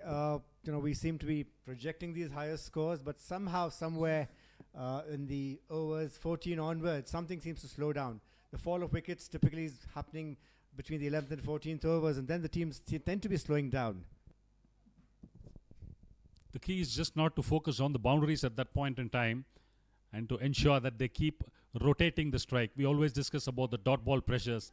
That's what caught up with them. Yeah, that's clear. And the wicket-keeper's glove was well behind an inside edge onto the stumps. A happy team would be Mysore Warriors. Though there was a double bluff for toss saying that they wanted to bowl, they would take this with both hands. 8th wicket going down, that in the wake of Trisha. Just 3 balls left in this innings. Where can they get to? 133 for 8. I'm looking at 137. I would project about 140 with a few big hits here and there. Now we've got Kushi, and she's got something to prove. So this Raichur girl is going to go big. Let's see what she comes up with. Well, we've got Nanisha coming in instead of Kushi. So I think with nothing to lose, she might just give it everything. But coming to the pitch, would you say that perhaps there's a chance for the pitch to get a little drier and slower as the day progresses? I don't see the pitch changing that much. The reason being the sun has not been harsh, nor there's been that much of running on the pitch by the batters. I feel especially going ahead in the game, in the night game, this pitch could get a touch better under lights, and with clear skies, not much of rain around today. There could be a forecast of dew also, so the team batting second could really have a ball. Going for glory down the ground, no timing absolutely. Diksha and Mysore Warriors will be pretty happy with the way things have gone in their innings with the ball. 135 for 8. A big hit. Can they finish at 140 plus? Last ball coming up.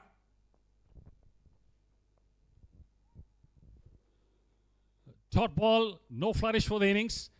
Gulbarga Mystics finish their batting at the end of 20 overs are 135 for 8, losing their way a touch after the 12th, 13th over when they lost the set batter in Prerna and then Roshni Kiran to follow.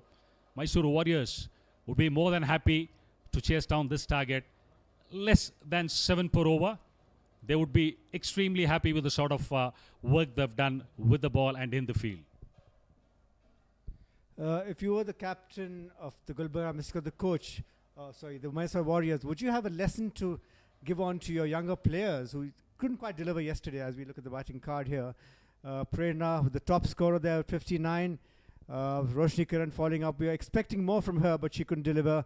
Also something expected from Soumya Verma, good hard hitter. Fancies the leg side field, but she couldn't get going today.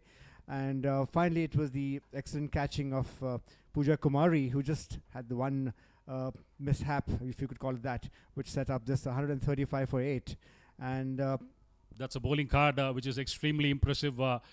3 for 36 Diksha, 2 for 23 Pooja Kumari, excellent figures for Yashika Gowda, 2 for 21, and hardly any extras. You can see the fall of wickets, 12. The partnership for the first wicket, 86. That was a standout. The second wicket, which fell in excess of 70 runs later on, 98, 103, 111, 116, 125, and the last one at 134. And then the reflection is Gulbarga Mystics complete their innings of 20 overs with a score of 135 for 8. And yes, they certainly would be disappointed with the sort of score they have put up. At one point in time, they were running away with a score of about 170, 175, which comfortably would have been a winning score rather than a score would have been tough. But even this target doesn't look that easy. They're going to be a lot of operation of spinners. They're going to be a lot of overs of spin being bowled. We saw 16 overs of spin being bowled by the Mysore Warriors, just 4 overs of medium pace. So this could be a trend moving forward in this tournament, and creating pace for the batters would be a huge challenge. It's amazing what the shorter format has thrown it, right? About many years ago, maybe 30 years ago, when the one-day game took form, they thought spinners were a dying breed.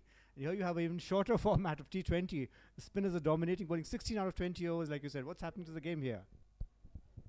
It's about time, I think, certainly, the who's who, the administrators and the people who are connected with the game, especially women cricket, will take a look at it.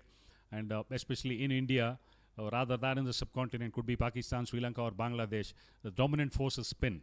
And when it comes to spin, when we play in the subcontinent, it becomes a different ball game. But when the same teams do travel abroad, when they play in England, New Zealand, South Africa or Australia, they find it a touch difficult because the space on the ball and the spinners don't get that much of purchase. And mind you, these girls, they play a lot of cricket domestically in India, wherein they play on slow, low tracks or on good tracks, wherein you don't find that many people take up to faster bowling. This is an area certainly where a lot of work needs to be done, and people are already looking into it. In hindsight, even the batters, especially in the middle order, we need to look at more power hitting coming into play. So spinner's king or spinner's queen, as you put it. We talk about this, a fantastic conclusion here. We come back after a short break. We see what Mysore Warriors can do in this chase.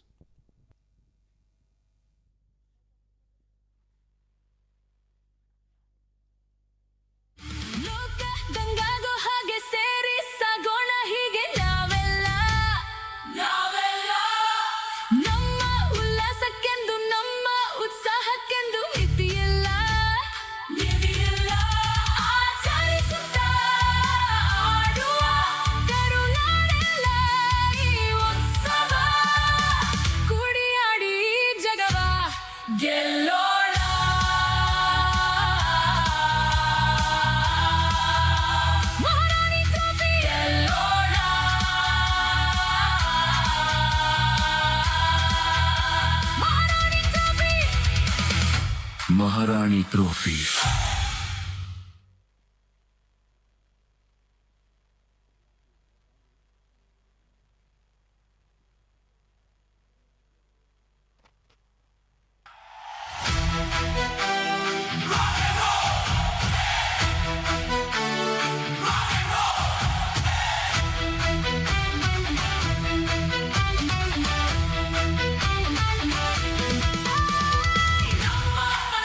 Cricket number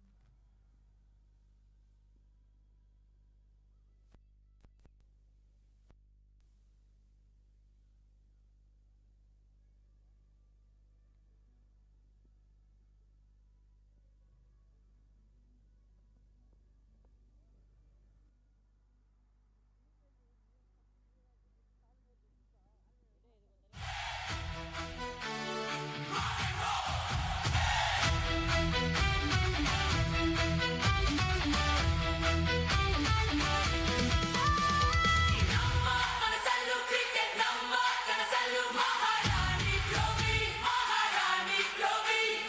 Namma utsahakkendu namma ullasa Maharani Trophy, Maharani Trophy. Acharisutta aaduva karunadeಲ್ಲ ಈ ಉತ್ಸವ. ಆಚರಿಸುತ್ತಾ ಆಡುವ ಕರುನಾಡೆಲ್ಲ ಈ ಉತ್ಸವ. ಕುಡಿಯಾಡಿ ಜಗವ ಗೆಲ್ಲೋಣ.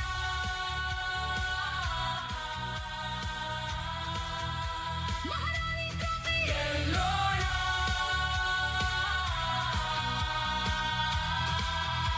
ಮಹಾರಾಣಿ trophy.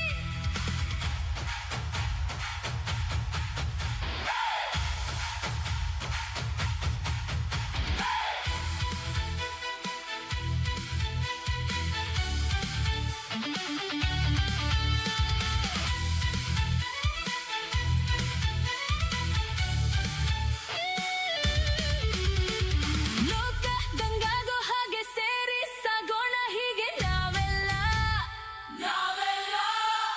ನಮ್ಮ ಉಲ್ಲಾಸಕ್ಕೆಂದು ನಮ್ಮ ಉತ್ಸಾಹಕ್ಕೆಂದು ಮಿತಿಯಿಲ್ಲ. ಆಚರಿಸುತ್ತಾ ಆಡುವ ಕರುನಾಡೆಲ್ಲ ಈ ಉತ್ಸವ. ಕುಡಿಯಾಡಿ ಜಗವ ಗೆಲ್ಲೋಣ.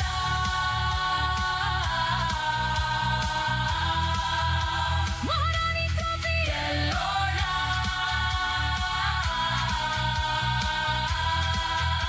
ಮಹಾರಾಣಿ ಟ್ರೋಫಿ. Maharani Trophy.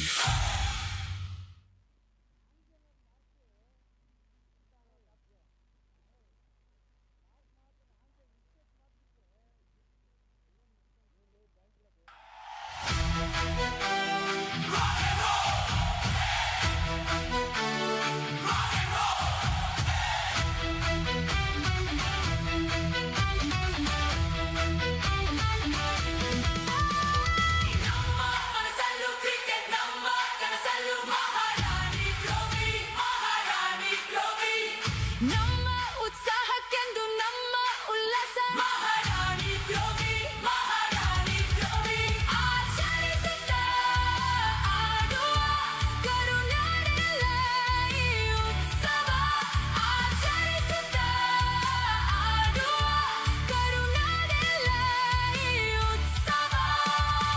ಕುಡಿಯಾಡಿ ಜಗವ ಗೆಲ್ಲೋಣ.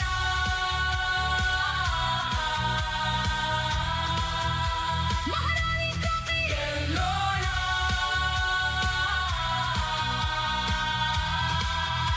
ಮಹಾರಾಣಿ ಟ್ರೋಫಿ.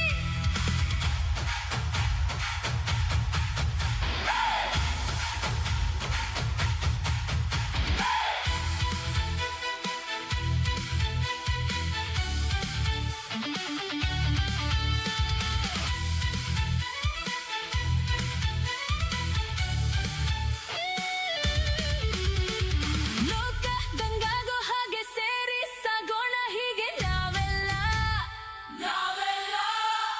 ನಮ್ಮ ಉಲ್ಲಾಸಕ್ಕೆಂದು ನಮ್ಮ ಉತ್ಸಾಹಕ್ಕೆಂದು ಮಿತಿಯಿಲ್ಲ.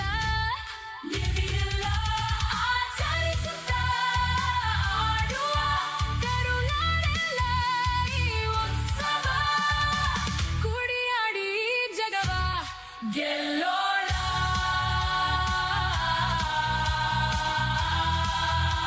ಮಹಾರಾಣಿ ಟ್ರೋಫಿ ಗೆಲ್ಲೋಣ.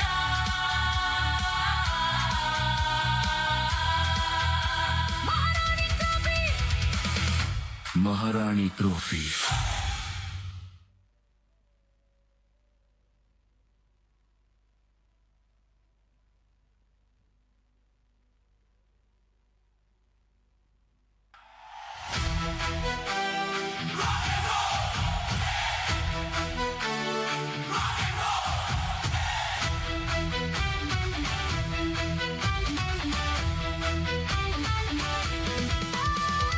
ನಮ್ಮ ಮನಸ್ಸಲ್ಲೂ ಕ್ರಿಕೆಟ್, ನಮ್ಮ ಕನಸಲ್ಲೂ ಮಹಾರಾಣಿ ಟ್ರೋಫಿ, ಮಹಾರಾಣಿ ಟ್ರೋಫಿ.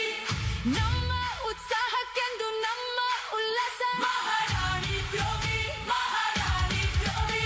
ಆಚರಿಸುತ್ತಾ ಆಡುವ ಕರುನಾಡೆಲ್ಲ ಈ ಉತ್ಸವ.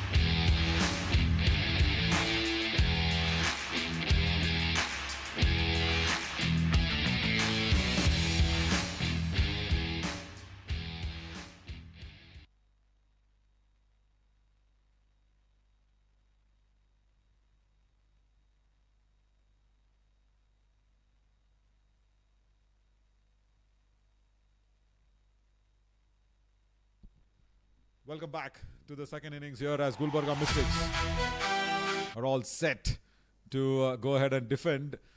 Probably a disappointing total, I feel. I'm Navin Shori. Alongside with me is Vikram. With the way they started, I really felt, 160 is definitely going to be on the cards, especially where, Roshni and Prerna were going great guns, because today Kinjal Patel was a little bit of a disappointment. Rajeshwari again got a good one there from Eshika Gowda. She did not contribute much to the batting causes of the Gulbarga Mystics. And also most disappointing for me was how they could not manage or capitalize that last 2 overs. Right? Last 2 overs, they just did not score anything. They did not score any boundary, nothing coming in. And even in the last ball, so just trying to guide the ball away towards the third fielder. It should be disappointing, this one. Yeah, I think you're quite right over there. Somehow I think that really a little bit of planning should go in there. And I think you and Param spoke about conservation of wickets. Also, Srinath alluded to that in his conversation sometime. So there has to be a phase in planning when you've lost you're half the side down, which you were commenting on earlier. I think from that stage on, you've got to have a few more wickets in hand and go about things a little differently. You really don't want to end up with your bowlers having to bail you out, like you say, get those big hits in the end. And now it's again the bowlers who will have to do all the hard job of containing this 134, I should say 135. Very important that Mysore Warriors capitalize on this one, because they need that victory. They need that first victory and the first points on the points table. Rajeshwari Gaikwad will begin the innings.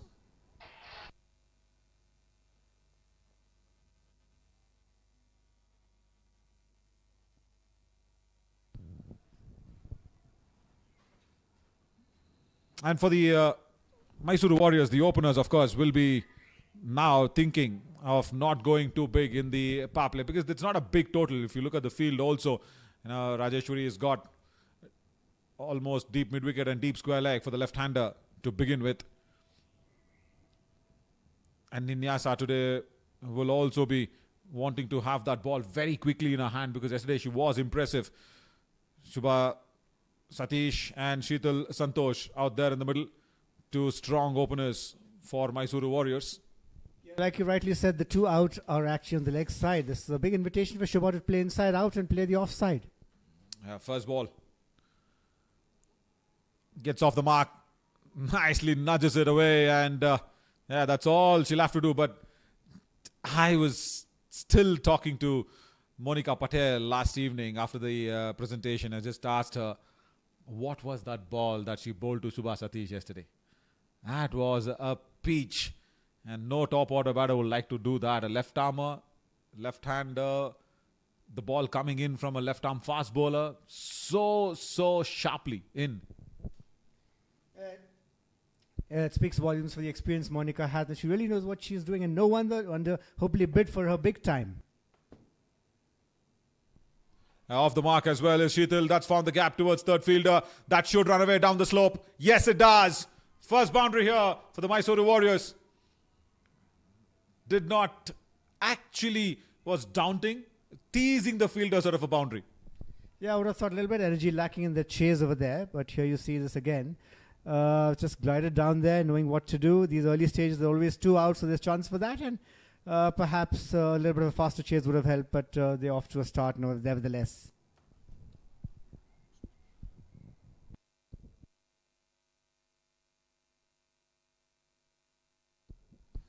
A good point that you made.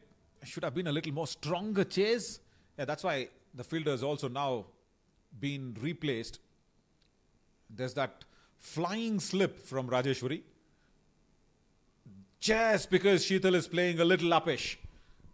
Good position, you think, there as a catching point? Yeah, but now we've got no fielder in the deep for the batter who might play with the turns. So it's interesting to see what line the bowler is going to adopt. She's a very experienced bowler, of course, Rajeshwari. And now she got to send that mid-wicket back, and she's bringing in long on up towards mid-on for Sheetal. In the air, but in the gap.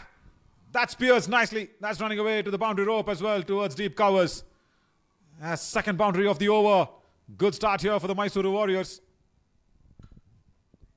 So like I suspected, using the turn, the bowler's turn, playing with the turn, and Sheetal's off on her way. There you see her again, playing that beautifully between the two fielders. Just seems a little bit risky. However, she was in control. She knew what she was doing. Oh, that uppish drive, isn't it? That was so beautifully played and executed. Just opening the face of the blade, using that bottom hand to good effect on that occasion, Sheetal. I think even Gulbarga Mystics know that they need wickets early on. Yes, I think 2-3 wickets early on, and they feel the Mysore Warriors will crack. They have a lot of respect for Shubha and Shishira, two of their batters. There are more to follow also in the lineup. So I think that's going to be the top of the Mystics' mind to get those 2-3 early wickets. Shubha Satish. She'll be happy just to take strike for the second over. Good start for the Mysore Warriors. Confident one. 11 for no loss after the first.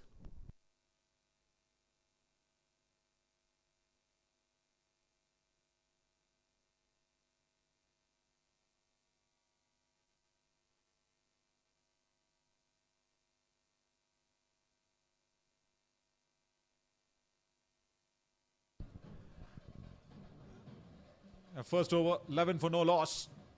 That means they are off to a very confident start. Speaking of confidence, of course, you've seen a lot of teams along. You've seen the previous Maharani Trophy come along. I am really jumping around like a child, watching the candy when the fourth team was announced, the Gulbarga Mystics. New team, formation of that new team. Because I know the owners really well as well, Mr.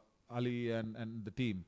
What goes into that thinking mindset? So just a little bit of an edit here. Last year we had 5 teams, and we did not have the Gulbarga Mystics. Yeah. They didn't opt in. So this time, I think, well, actually, you were probably there when the cup unveiling happened, when Mrs. Idalji, Diana Idalji, the former India captain, was invited here.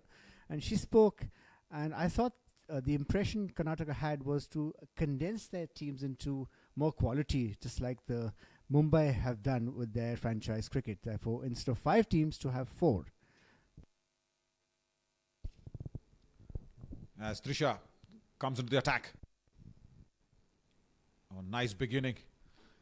And that's what I was trying to say, where it's very important for a new franchisee when you have so much of a legacy that needs to be carried on from the Maharaja Trophy. They've been the champions as well. And the previous Maharaja Trophy, of course, they did not probably go ahead and qualify, the Gulbarga Mystics.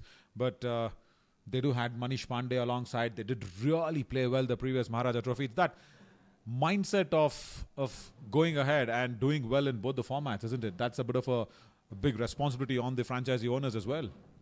That's absolutely correct. A lot of what we see is good branding. And to that effect, I think the women's team must mirror or do better than the men's team. So definitely, the Gulbarga Mystics are very keen to have a side for the first time, the women's team, to try and go one step up and do as well as the men. Yeah, Vikram is trying to pressurize Manish Pandey and co again. All right. Clipped away. Well, also that interesting field set. If you really look at what's in offer from Trisha to Shubha, and more importantly to Sheetal. Both of them, I think even Rajeshwari Gaikwad when she was bowling, and also now Trisha, both of them are really in that belief and mindset that Sheetal is going to play on the up. That's why for Sheetal they have that extra close-in fielder catching. Even when Rajeshwari was bowling, and now even when Shubha was on strike. And that's why they are forcing Shubha to play on the onside. They're forcing her to play across the line. Huge appeal. Umpire moves away. Probably going down the leg side. And we'll have to wait for the signal. Should be leg buys. Yeah, it is leg buys. So they are actually forcing Sheetal to play across the line. Now see, when Sheetal comes on strike, there's that extra close-in fielder. You're absolutely right. There just could be a bit of a double bluff here, as my other commentator was alluding, Srinath. My co-commentator, that is. But yeah, he likes the word double bluff. Yes. Actually, that's a fancy little thing, but it's a good thing to do also. Oh, yeah. Outside edge. No third fielder. That'll run away once again for a boundary. Wherever Kushi is being positioned, I think the ball is following her. Another good run on the board, but not a convincing one. Yeah, that's an excellent boundary there, just finding that space. No chance at all for the fielder to get that. Trisha is going to have to check her line a little bit. So that's moving away a little bit. But yeah, one thing I want to understand is when bowling over the stumps, how Trisha feels she can bowl to Shubha. We'll talk about that when Shubha is back on strike. With two fielders in the onside, the two patrolling cow corner and deep mid wicket. I would have thought that a fielder on the offside would help when she gets under the ball and tries to hit it over the extra cover. But interesting, the double bluff or whatever you want to call it, some tricks. Absolutely, that's why we look at the field. Now that slip comes in so that the short third fielder can come back to backward of point. Sliced away nicely. There is a fielder in the deep at covers. Yeah, so this is why exactly what the plan is for Sheetal. She likes to play on the up. She likes to use her front foot. She goes in, leans forward, and that's why they've got that close-in fielder at that short cover. I think it's a very good observation from you, Naveen, from yesterday. What have you seen little today? Sheetal is young, and she has a very high strike rate. And what you say is right. She probably likes to get under the ball, and that's where her runs come from. Good observation there from you. Yeah. Now they've got that flying slip for Shubha. Too full. Easy pickings. Will not reach the boundary though. Good over again. 2 overs gone. 20 for no loss. So we were talking about that mindset, isn't it? As a new franchisee, when you have that KBN University sort of a legacy that's been built by Mr. Ali and his team and everybody for the Gulbarga Mystics. And of course, they have that KBN trophy that keeps happening at Kalburgi back there. Fabulous stadium that they have built as well in the KBN University. And he was, always, spoke about saying how KSCA can use the Kalburgi stadium as well. He was very much helpful in doing all that. So for a man who's done so much in terms of the cricket contribution, bringing in the women team for the very first time, his thought process behind that should be immense. Yes, you're absolutely right. And I thought the time had come for that because really, you've probably seen cricket in Karnataka for the last 20 odd years. And you know how Raichur zone, which is where Gulbarga comes, has developed boys cricket, even women. And it's a long topic of discussion we can have with the players I'm familiar with. In the meantime, Kushi is introduced into the attack, the right arm leg spinner. And she starts off with a proper leggy. This is a bit of a challenge that, or probably a gamble. Challenge or a gamble, we will find out very soon. Because against the left-hander, leg spinner coming in, Rajeshwari asking Shubha to take that challenge up. And we'll talk about the Raichur zone coming into its own as well. Very important that you brought that up. Oh, good turn. Very good turn. You're talking about her as the baby Paul Adams. Yeah, there she is. Kushi. But speak of Raichur as a zone, they have cultivated some wonderful cricketers from that area. You're absolutely right. And even in the women's cricket, there's a lot of girls who especially come from Bijapur and Raipur and Raichur. So that's actually a zone which is challenged. Well, you see, for those of you a little new to the cricket structure in Karnataka, I'm sure a lot of parents of the girls are. It's Bangalore and 6 zones, which constitutes Karnataka cricket. That's in the gap towards point. That's running away and will be a boundary again for Shubha.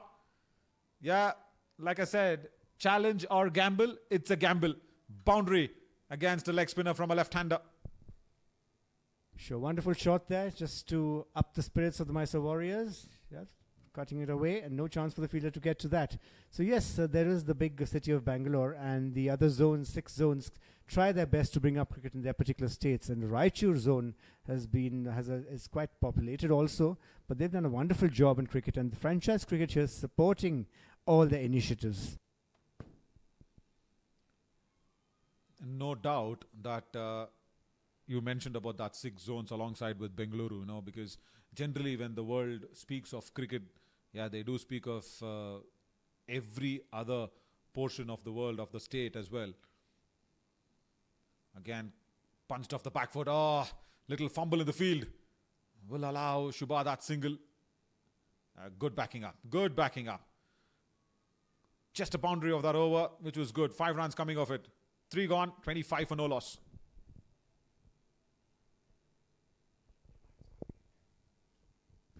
So, yeah, speaking of the world, you know, where you have that mindset, because even when, you know, we're playing a lot, people used to only recognize Bengaluru even when we go out and all that. They probably did feel back then that is what it is. But all the other zones that we need to concentrate on, because we were talking to even our lovable president of KSCA, Venkatesh Prasad Anna, he also has a lot of plans in bringing up these official zones into mainstream cricket very soon. Yeah, like I was saying, franchise cricket is coming to the rescue or aiding Karnataka State Cricket Association's efforts. We'll tell you after this ball.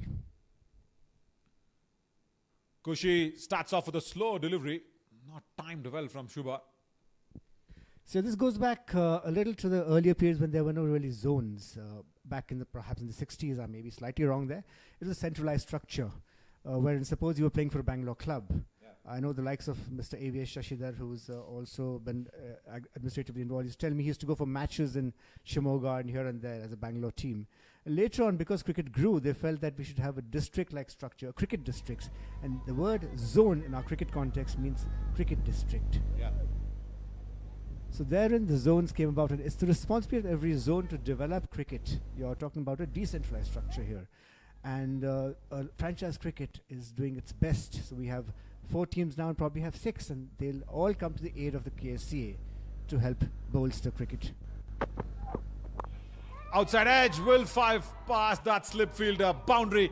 This is exactly why they've got the slip to Sheetal every time. Again, she likes to play the ball on the up, on the rise. They did have a trap in that. She just managed to escape out of the trap. Yes, a boundary. Welcome boundary there. Actually, there was talk yesterday about how the teams have video analysts and team meetings to decide what to do. And Sheetal, with a very high strike rate, as the reputation goes, so with that, they really think they can take the gamble of having the slip. Yeah, and also now that has been moved away to second slip. Now the right kind of a length. So right from the first over, they're trying to have that trap that I was mentioning about for Sheetal. Trying to have that slip fielder or a close-in short cover fielder as a catching position. The plan is good. The only point is they need to just trap her in that plan. Yes, I think part of the trick lies in tying the batter down. How do you do that? You simply bowl to what the team plan is. You don't try too much. Just hit the right spot and see what the wicket is doing, and then you'll achieve that purpose. Shot in length again. Good pull shot. And has this gone all the way? Umpire says yes, it's a big 6. First one from Sheetal. And the first one for the Mysore Warriors. It is Cycle Pure Agarbatti 6. There you go, Sheetal. With all the time in the world, she saw that very early and pulled it to that favorite region and even scale. There was hardly an effort in that, Naveen. I really think now she's showing signs of the batter that she is, and she's still under 15. She's probably, I'm sure she's booked a slot for herself in the Karnataka under 15 team this year. Oh, wow. Now that's a good length to tie Sheetal down. Good prodigy, isn't it? Very, very good prodigy.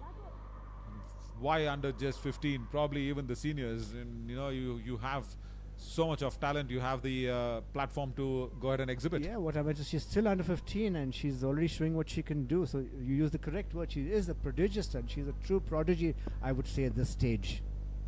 Only thing is try and manage those shots that's been played on the up. That's all. Something like that. Something like that. Have the tendency, have the urgency, but keep it down. Yes. 4 overs gone. 37 for no loss.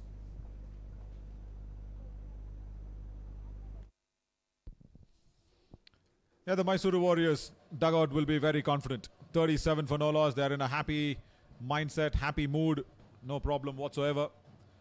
But yeah, speaking of Sheetal, how important it is to go ahead and knock on the doors of the senior selection committee. It's an interesting conversation where you say that, she's got to control the shots on the ground. I mean, I'm sure our good friend Srinath would love this quotation. Rod Marsh used to say, there's more room in the air, so play in the air. Back in the 70s, then it was... But Srinath didn't play in the air a lot, mind you, when he was playing. Correct. So now where do you strike that balance? You need to sometimes go over the top. And in this power play, it's going to be a catch-22 situation. Like you say, she's got to watch herself. But she still needs to go over the top a little bit. We'll soon be out of the power play and she can play a different game. No, a very good point, as Kinjal Patel comes into the attack from the Rahul Dravid end. No, you want to play in the air, go full bounty. Don't have any short measures. Don't have any halfway thinking. Just go full on. Even those slashes, big slashes, even if you're not middling him, flies past the slips and the third fielder.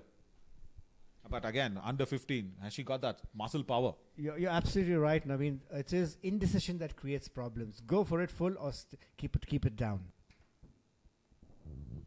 See, this particular shot.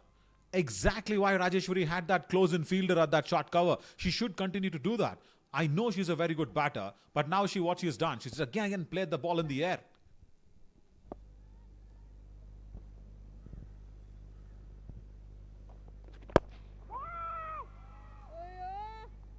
Yeah, here's where the youngster should actually start to work the field a little bit better. She's got the power, she's got the strokes. But how do you work the field around? So now let's see what... I think I see a big stroke coming. I just hope she knows what she's doing when she's coming up with it. Oh, hope she doesn't mistime anything. That's one just flying off the edge. See, this is something that we will be having an eye on. Leg buys, yes. But when you're playing on that front foot, you generally, you mentioned about that muscle power, very important.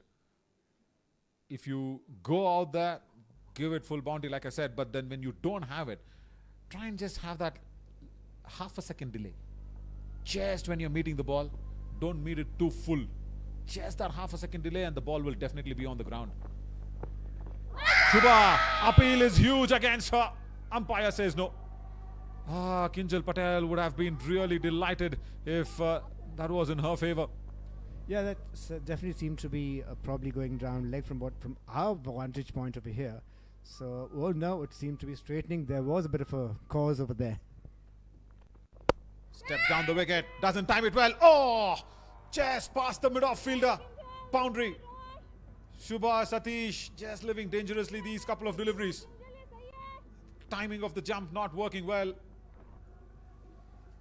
As you see this now, she's using her feet, showing the youngster what to do, going over the top. There's more room in the air, probably justifying that, and that's the boundary.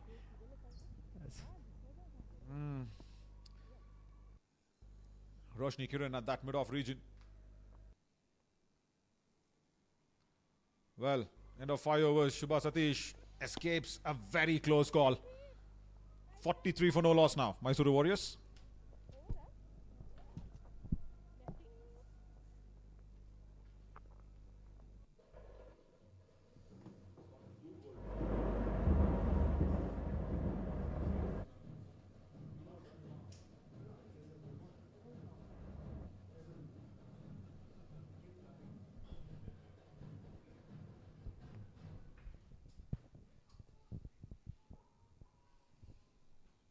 Game number 3 of the Maharani Trophy KSCA T20 2026.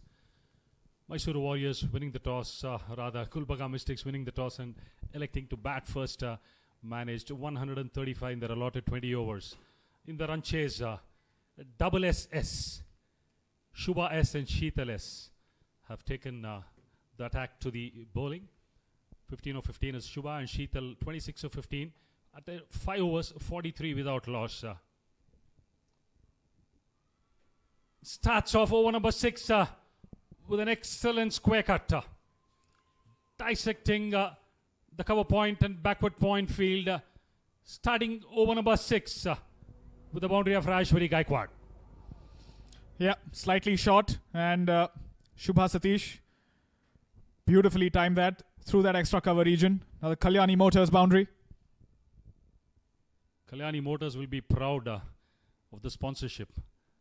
The opening batters have been motoring along what is expected of the batters in a T20 game. on course in this power play will be more than happy Mysore Warriors. We did see the same with the Mystics at the halfway mark, but just lost it around the 12th, 13th over.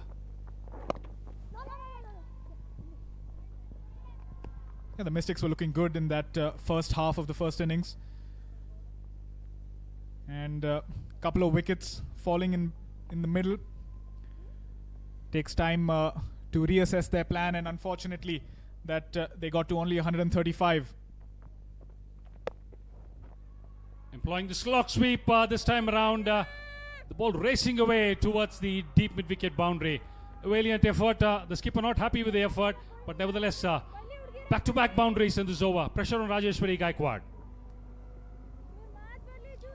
Yeah, slightly fuller, and Shubha Satish getting into the pitch of that ball.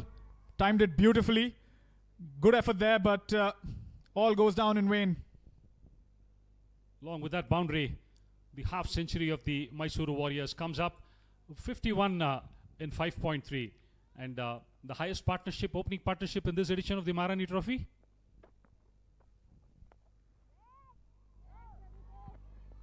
Yeah, the opening partnership here. No wickets being lost. Highest partnership so far of the Maharani Trophy 2026 edition. So we talk about utilization of the power play.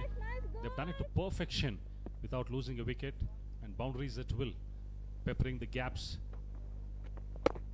on a regular basis. And, the understanding between the two batters have been excellent. The running between the wickets, the calling has been precise. What was required, the basic foundation to chase down a target of 136. By no stretch of imagination is this target a small one. The wicket assisting the spinners that bit more when the bowling is happening from the Rahul Dravid end. I like what the batters have been doing. A couple of boundaries, rotating that strike after that, putting the pressure back onto Rajeshwari Gaikwad and the bowling side, not giving them too much time to breathe. And also the damage that has been created is with the left-hand, right-hand combination, changing lines on a regular basis. The field placements, reassessing their lens and lines on a regular basis is creating that sort of trouble for the Mystics. Last ball, Rajeshwari Gaikwad finishes with a dot. That's the end of the power play. End of 6 overs. Mysore Warriors comfortably coasting 51 without loss.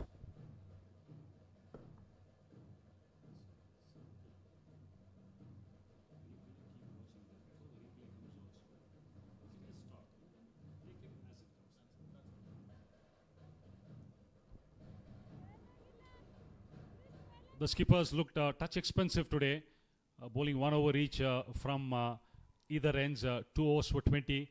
With the sort of experience she brings in, she certainly would be disappointed at not picking up on a wicket. You could say there's been a bit of response for the spinners. We saw in the first innings where Mysore Warriors employed 16 overs of spin. And we're going to see more spin in the form of Kinjal Patel. Started off well in the first over. Power play done. We see a change in the field.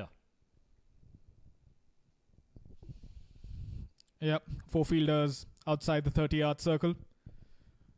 Field restrictions have been dropped after the power play. Kinjal Patel, decent first over, only giving away 5 runs. Shubha Satish looking good. Sheetal S looking very good. How will they counter this now? Once again, swept brilliantly to the left of the short square leg fielder. No chance for the fielder in the deep to just get anywhere close to that. Starting off this over with a Kalyani motor boundary.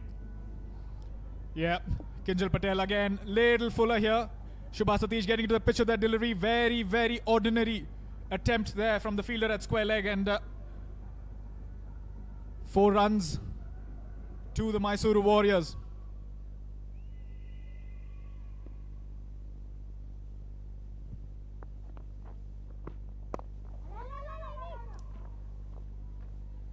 These boundaries certainly will hurt the Gulbarga Mystics. Repeated change in fields due to the left-hand, right-hand combination. And the wickets are the need of the hour at this point in time for the Mystics. Full ball again. Delicate wrist work. Once again in the same direction as the previous boundary. Second boundary in this over. Yeah, bit of a gift there for Shubha Satish from Kinjal Patel. Full toss delivery, and she's not going to miss out on those opportunities. Again, the fielder inside the 30-yard circle. Maybe they need to reassess their field placement. The only thing they've reassessed is she's just decided to come over the stumps. This is going to create an easy angle for the left-hander. Taken on the full, using your feet. This is what we were discussing about, trying to create the pace when the bowlers are delivering that much slower in the air. This is something Sheetal as well as Shubha would have watched for 20 overs in close quarters. They saw the ball coming that slowly off the pitch. They need to create that pace into the ball. That's what they are doing as of now. And also the wicket would have settled down a little more towards the second innings. We can only expect the game in the evening. The wicket getting better and better. This is what we are talking about. Use of the feet, trying to go across the line, and a brilliant running catch by Kinjal Patel. Against a run of play, partnership, and their on course is what we were speaking about. Mysore Warriors, that moment, they miss out. And this is what we see. This is exactly what the Gulbarga Mystics needed. They needed a breakthrough. And the set batter now has to depart. Takes it with comfortably. And big blow here for the Mysore Warriors. Mine was the call, and she was totally in control of what she was doing. Running across, trying to close the face of the bat and trying to go over mid-on against the spin. A leading edge and comfortably pounced by Kinjal Patel. Mysore Warriors, after a brilliant opening partnership, lose their first wicket. 61 for the loss of 1 wicket.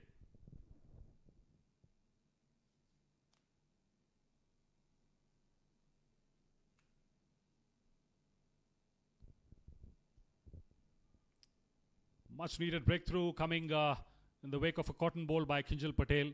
She said, let me do it on my own. The false shot gets in Yashika Gowda at number 3. What a time we had with the ball when they did bowl. Absolutely. The bowling has been exceptional. The fielding has been exceptional. In the first innings, we saw Pooja, barring that one drop catch at long on, she's been absolutely outstanding in the field. Yashika as well with the ball. We saw that yesterday as well. We see that today. She's been very consistent. Now, what does Kinjal Patel do here with the new batter on? The confidence is sky high for Yashika Gowda. Straight away off the back foot, pulls and starts off with an excellent boundary. Talking about what she did with the ball, the confidence is rubbing on with the bat also. Finishes over number 7 with a boundary. 65 for the loss of 1 wicket, Mysore Warriors.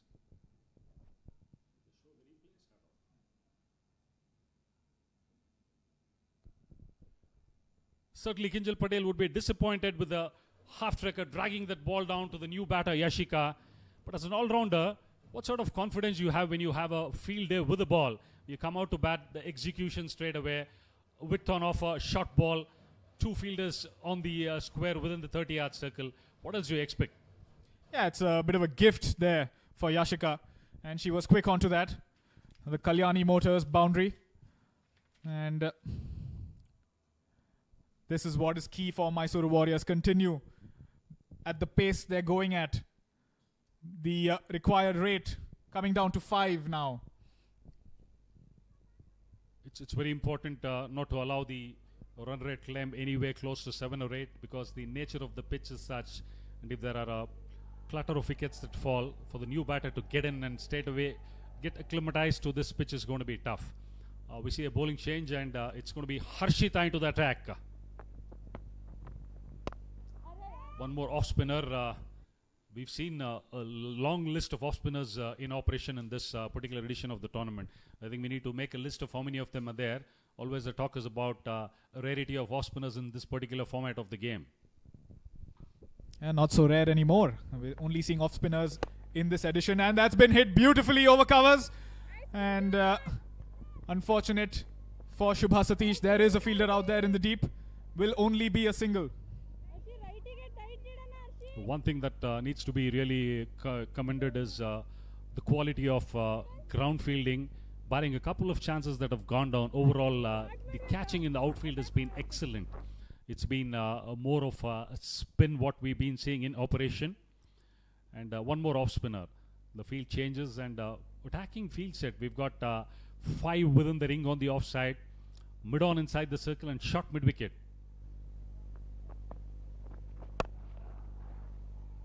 It's wickets is what that's going to make a difference for Mysore Warriors. The singles of 4-5 runs and over, the ball being knocked around is not going to create any sort of pressure on the Mysore team. Can Harshita deliver here will be the question.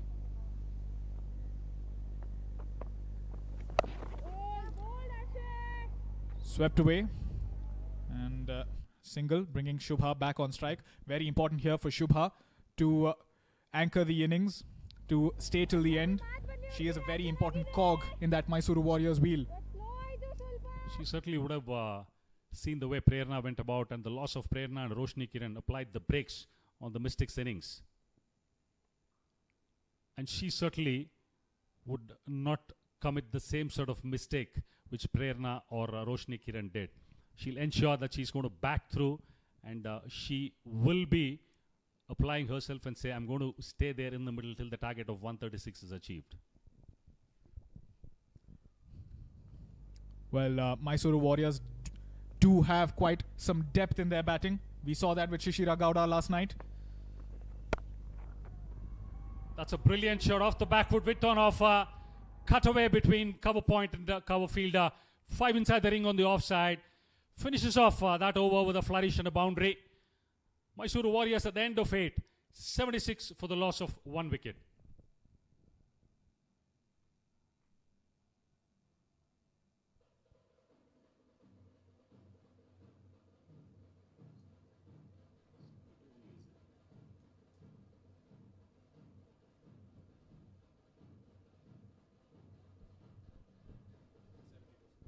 Quick gloves coming out and a message from the dugout.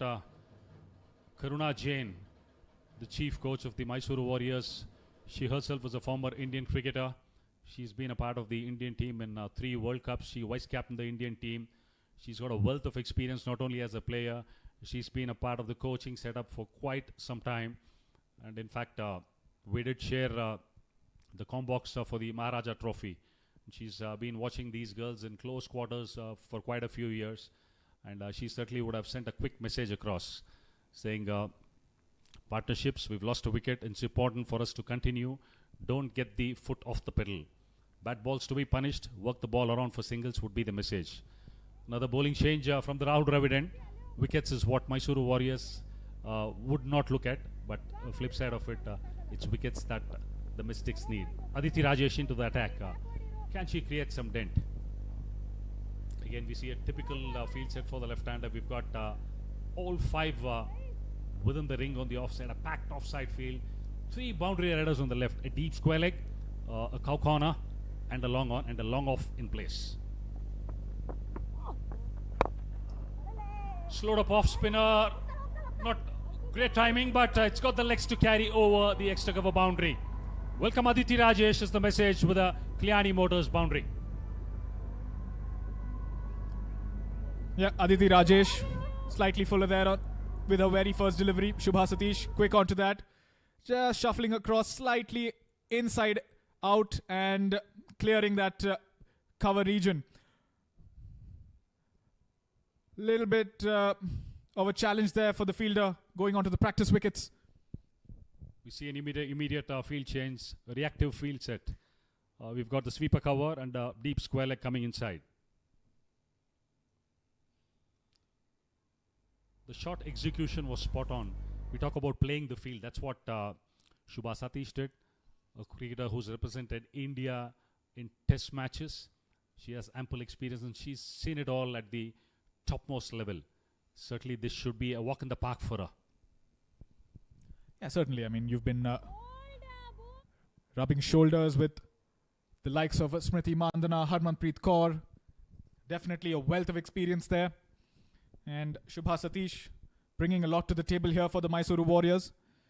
Be very, very key for Mysore Warriors to ensure that she sticks on, plays till the very end. We've We've seen many a times funny things happen in this game of cricket. Nothing is taken for granted till you knock off the last run, or even when you bowl the last ball to restrict the team to a target that is well within reach for you.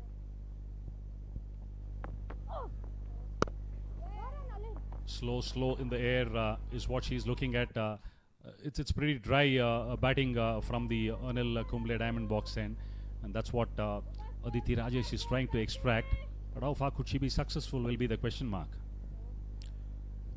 Yeah, Yashika and Shubha both beaming with some confidence. Good delivery there.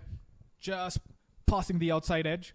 Yeah, the two batters out there will be very confident, especially Yashika with the way she bowled in the first innings. Coming out here, quickly scoring those couple of boundaries. I'm sure she'll be on a high.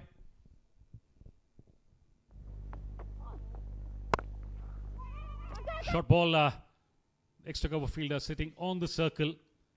Comfortably crossover for the single. End of over number 9. Mysore Warriors 78 for the loss of 1 wicket.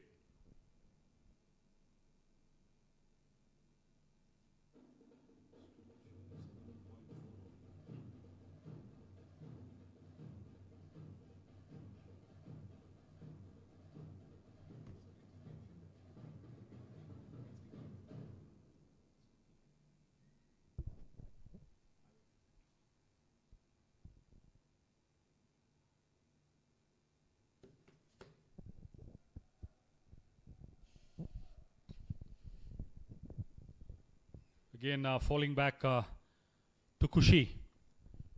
The wickets are what the Mystics are looking at, and leg spinners are gold dust. Will Kushi deliver what Rajeshwari Gaikwad is looking for? Crunch time, getting closer to the halfway mark. And this is one bowler who's really impressed me. Comes from Raichur, and good body action, and she gets good revs on the ball. In fact, I heard from somebody saying a couple of years back she was more like a mini Paul Adams, a mirror image of her, and she used to look down when she bowled.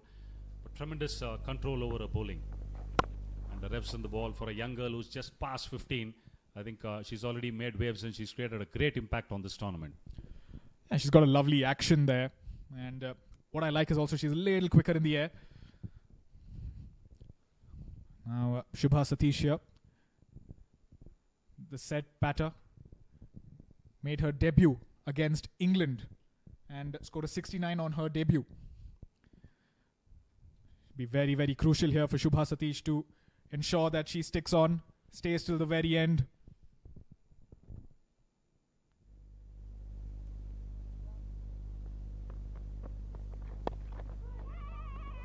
Cut outside edge. No chance for the short third fielder. Just races away to the boundary. Shubha Satish is looking in a fine touch, but intention was to go between point and the short third. Nevertheless, welcome runs wherever it comes in, whichever form it comes in. Yeah, Kushi, just a little short here, little wide. The intention was to go through that point and cover region, but face was slightly open and goes towards that third man region. They will take a Kalyani Motors boundary any day.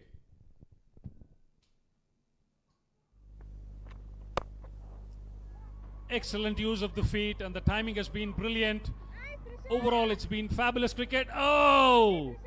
Certainly, the umpires would look at it with a close eye.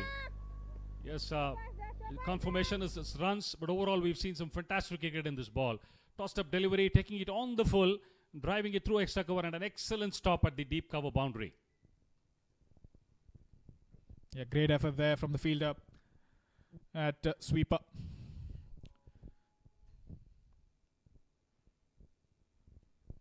We keep speaking about the fielding standards, but a slip up there, just going in between the fielders' hands. Certainly the bowler's disappointed, but a welcome boundary. She'll take it whichever way it comes. With this boundary, Shubha Satish gets to her half century. Yeah, Kushi again, slightly short there, and this is what she intended to do in the previous delivery. And this one executed to perfection. Shubha Satish with that brings up her 50. The first 50 of this tournament, 50 of 33.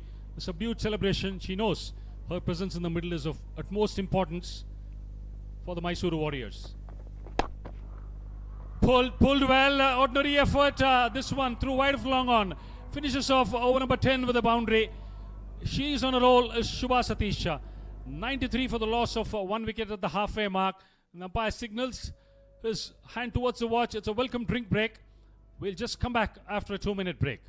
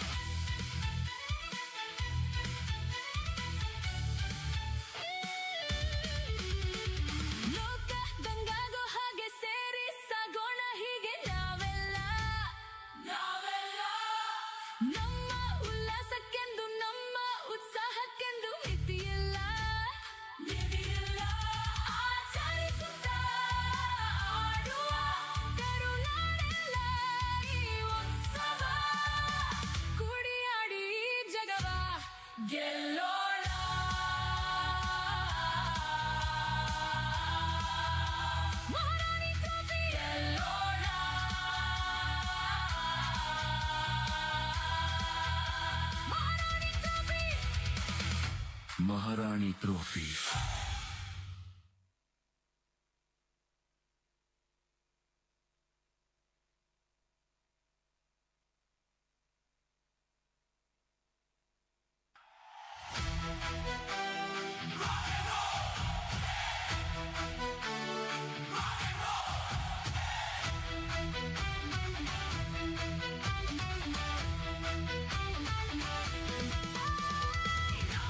Kanasalu cricket number, Kanasalu Maharani Trophy, Maharani Trophy. Namma utsahakkendu namma ullasa, Maharani Trophy, Maharani Trophy. Acharisutta aaduva karunadeಲ್ಲ ಈ ಉತ್ಸವ. Acharisutta aaduva karunadeಲ್ಲ ಈ ಉತ್ಸವ. ಕುಡಿಯಾಡಿ ಜಗವ ಗೆಲ್ಲೋಣ.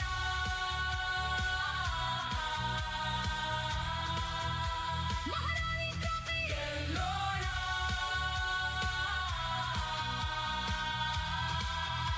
ಮಹಾರಾಣಿ trophy.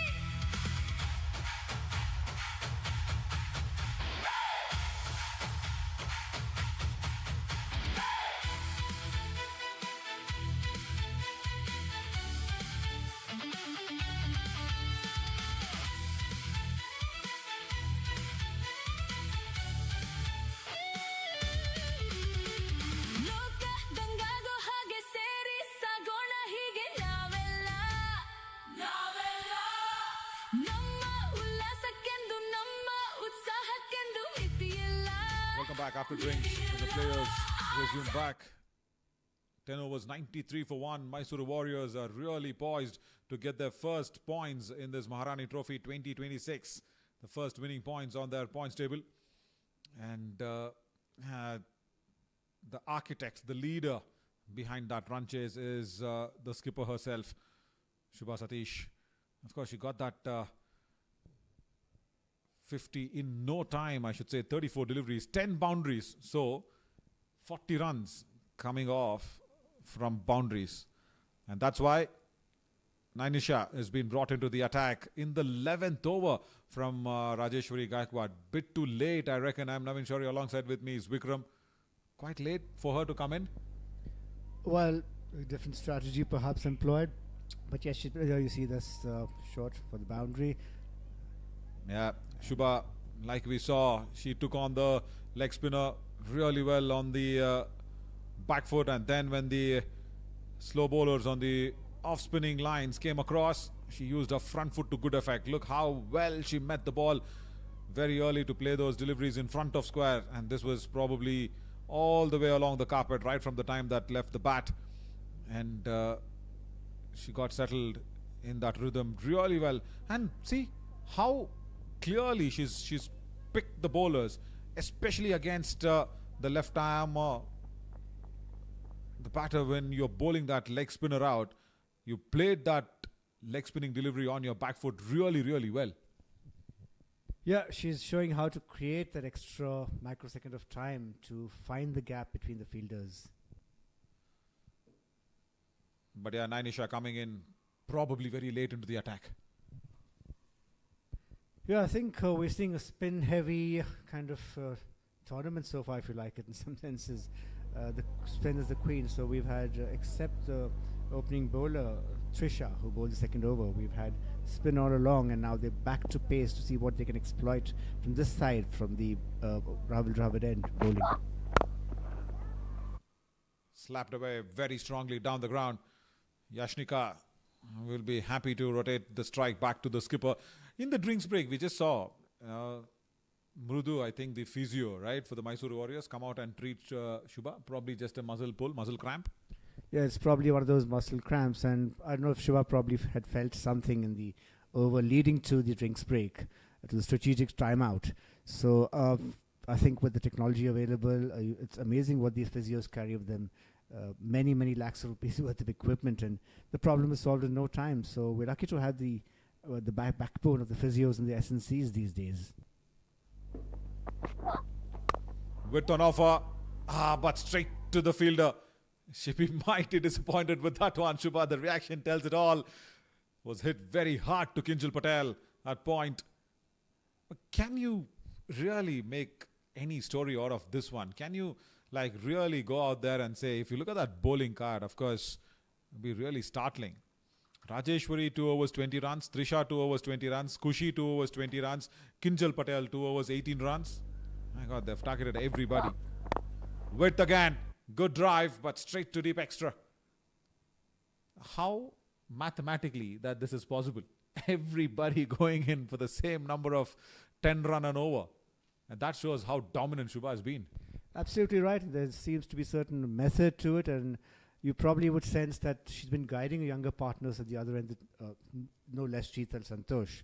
So that it's a big asset to have Shubha out there. Nainisha, Gulbarga Mystics will not need this from her now. But yeah, speak of Sheetal, yeah, under 19, of course, a big call-up will be happening, but we were talking about how she can make it even to the senior side.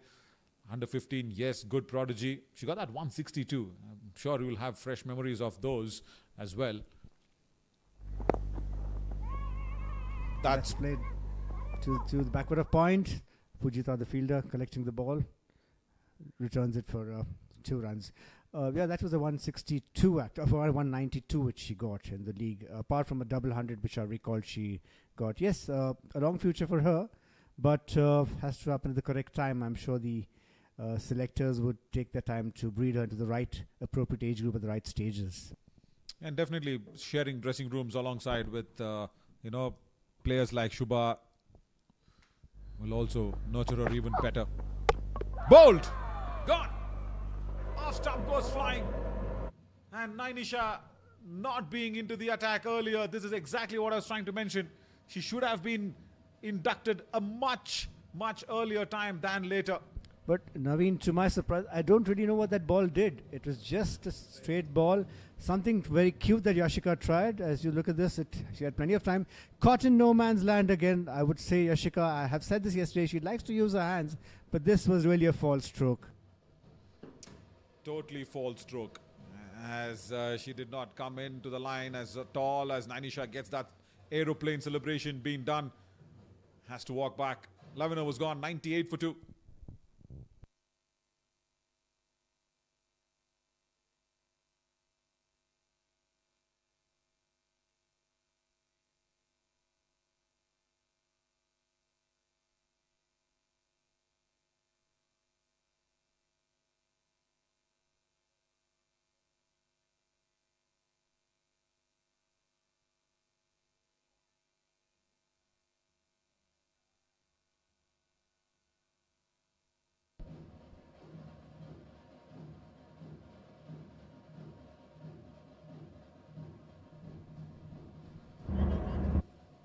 So, Shishira has got a promotion up the order for the way she batted yesterday. Almost took Mysore Warriors home, but another change-up coming in as well into the attack as Aditi has the ball in her hand from the Anil Kumble end. And for Shubha, they've got only one fielder outside the 25-yard ring on the onside, because Aditi is that off-spinning bowler who will take the ball away from Shubha. They've got the long on and deep mid-wicket, couple of fielders out there. But yeah, this was unnecessary there, because just not coming into the line of the ball at all and making sure that Nainisha gets that aeroplane celebration going in. But Shishira getting a promotion up the order? Not at all, actually. She always opens at Shubha, which I did mention at some point of the mic yesterday. Yesterday was the point when they kind of used her in the middle order, just to see how the youngsters would go about the task. She always opens. It's just probably sensing that two left-handers wouldn't have helped in the opening game also, which is why she came further down. Cut away. First ball. And she'll continue where she left off last evening.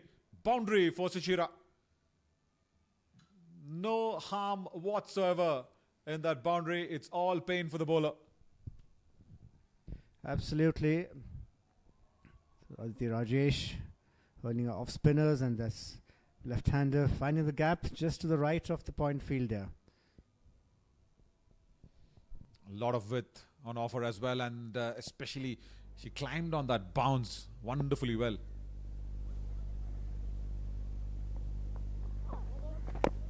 No ball.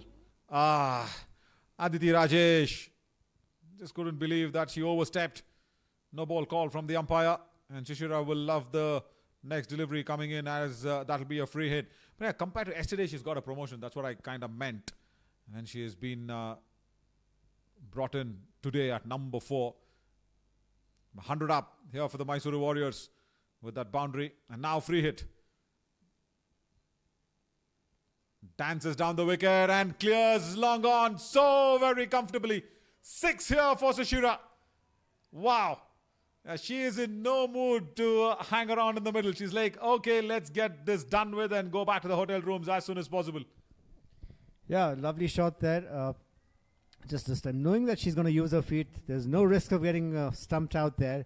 And I think we're going to see more of these shots coming from Shishira or Shubha. Like you were saying, she'd like to stay till the end, so I did not see her trying to come outside the crease much. Now she's going to start to do that a little bit more. I was very impressed with her yesterday when she batted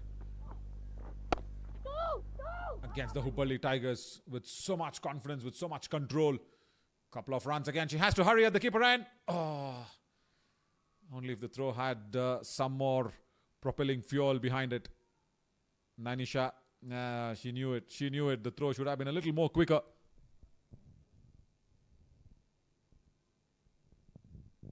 Speaking of two openers with left-handers, I mean, try Abhishek Sharma and Suryavanshi out there in the middle. I understand that doesn't kind of work in your favor every time. That did burn India also in the wrong way. Yeah, the two left-hand openers, but it's rare that they've been that success book every time. That's why I think Shishira is not opening with Shubha. But generally, she is an opener. Good stop. Good stop in the deep. Saved a couple of runs for a team. Yes, they both open. They understand each other very well. They strategize also together. A lot of the moves on the field, although Shubha would be in charge as a skipper, are also thought of by Shishira. It's such wonderful understanding they have, and I think with two quality batters at any club side, it tends to be a habit to do that in other matches also. But here they employed a slightly different strategy yesterday, the right and left strategy. Oh, she wanted to become a right-hander. Single. And Shishira has flown off to a flying start herself. That's a leg by. 12 gone, 116 for 2.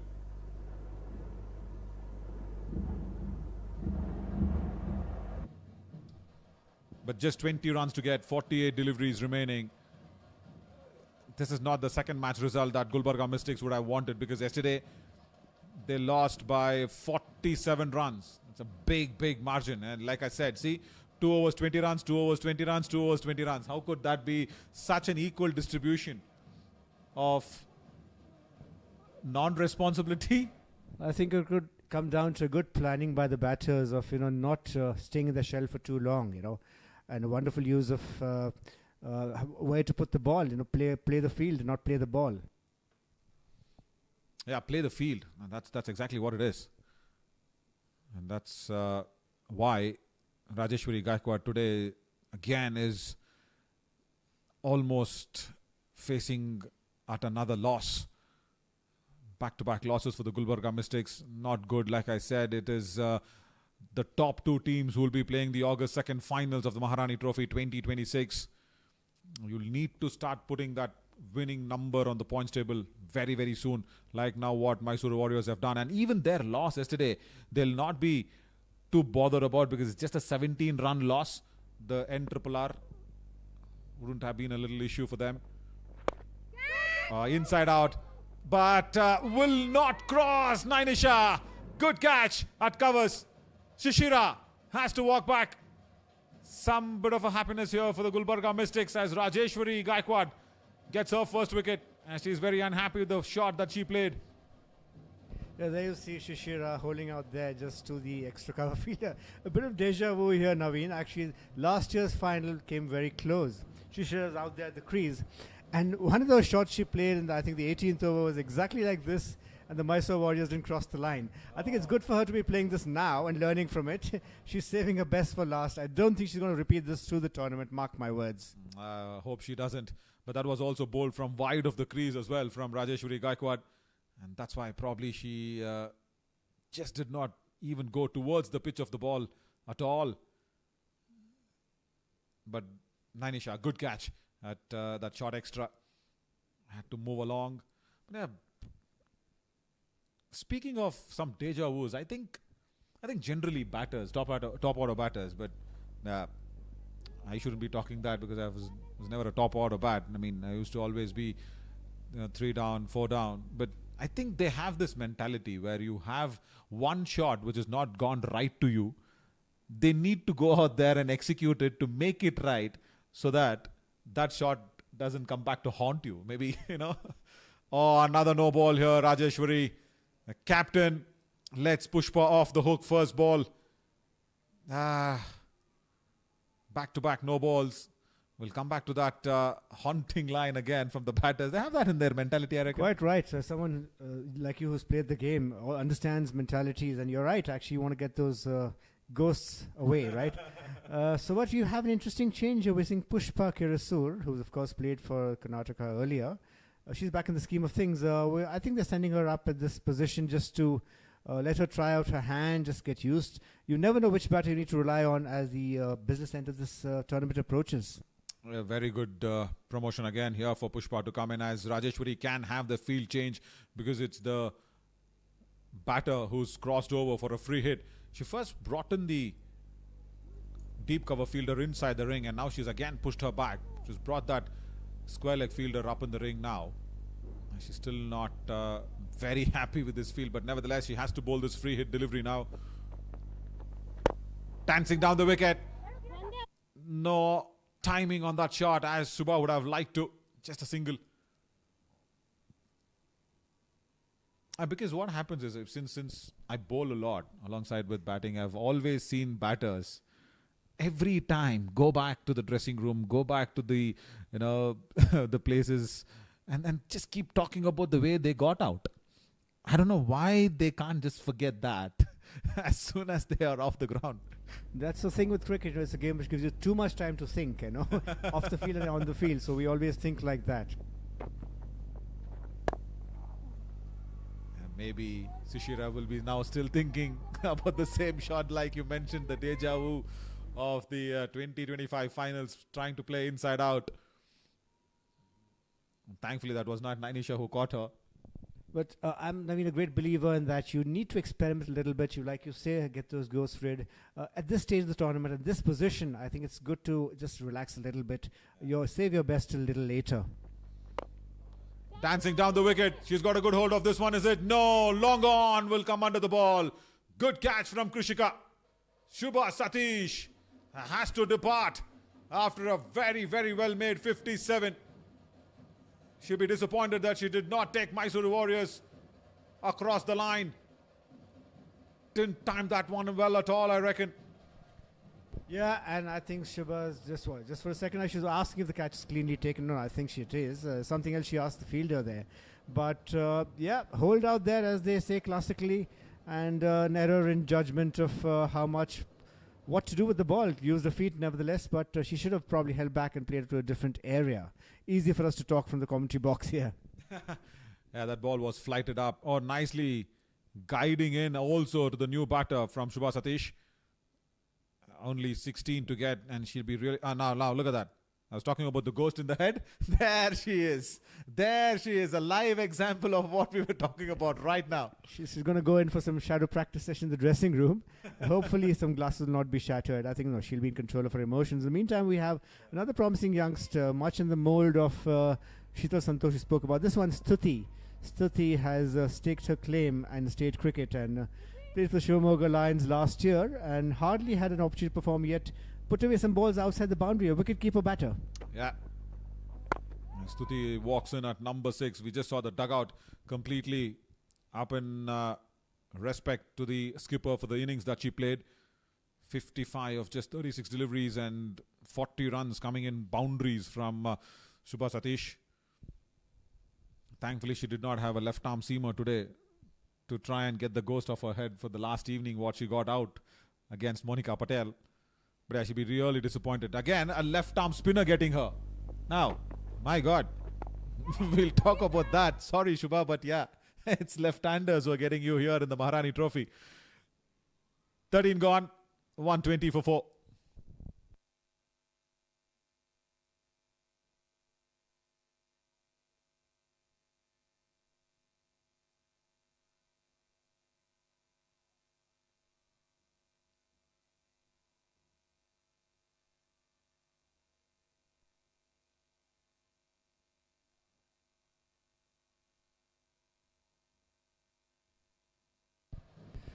So, I mean, this game motoring along and quite different to yesterday when this time it's a side batting first, which is chasing easily.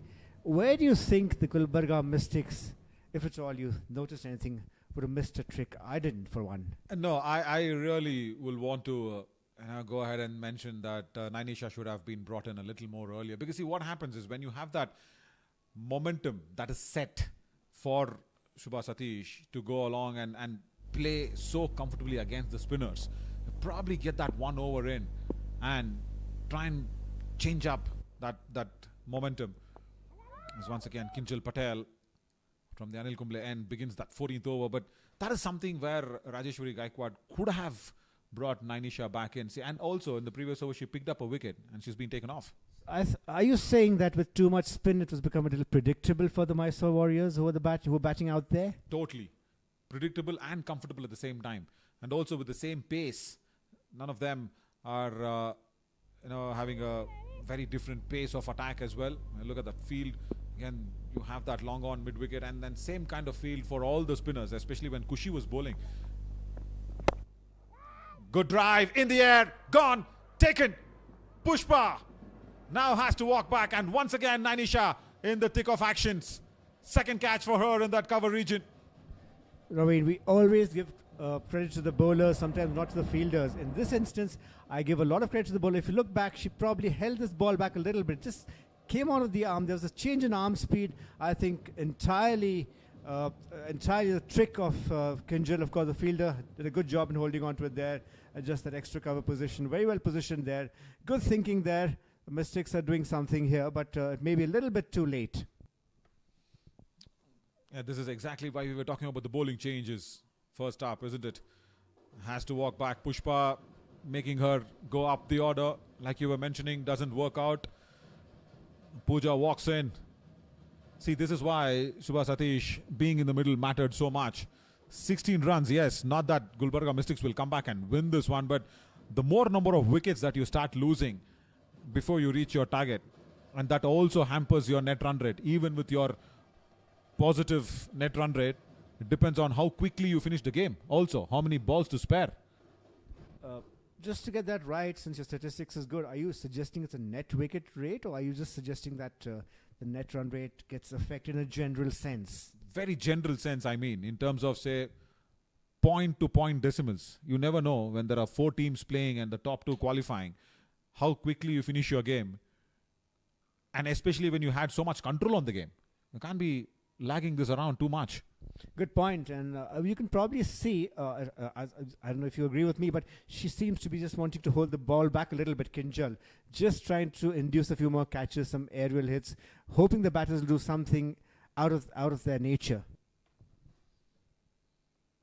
Full toss. Oh, can they appeal for this one? Should they appeal for this one? Umpire checks if someone's appealing. Keeper puts a hand up. No one else did appeal.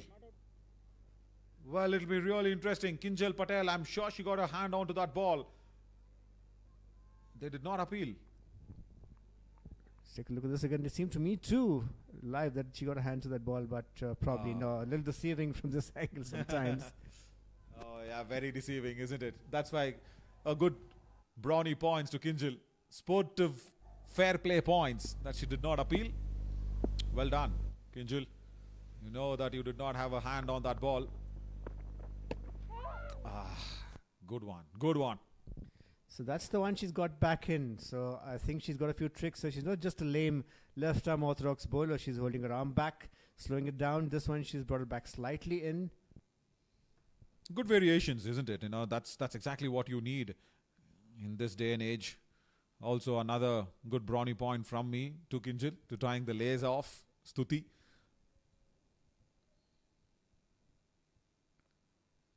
Good flight on the last delivery.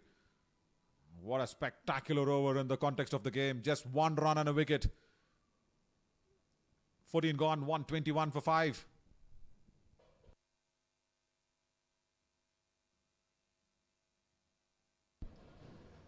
Right after this, we have the next one, the big one coming in. Kalyani Bengaluru Blasters against the Hubballi Tigers. 2 victorious teams from yesterday will be clashing on against each other.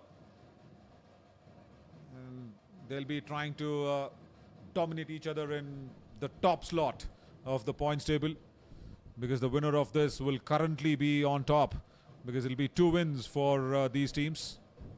Well, it's a little premature of me, but I'll state, yes, these are the 2 giants right now, the Hubli Tigers and the Bangalore Blasters. But Naveen, look back at what happened in the Maharaja Trophy. Where were the Shimoga Yodhas? And this, out of nowhere, they come and win the trophy. They were looking so despondent in Hubli. I think I probably saw you there in the com boxes, and you were wandering around how despondent that team was. Back they come and win the championship.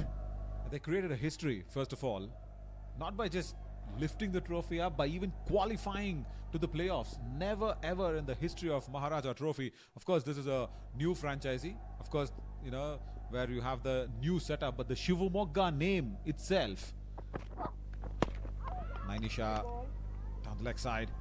So the Shivamogga name itself never featured in the playoffs. So just imagine for a new franchisee to go out there, and Bharat Chipley, every time he's got that, I always, he's a very good friend of mine, so I keep teasing him saying, hey, look, you already have a 40-inch chest, and now with that victory, it's become 56 inches as well, you know.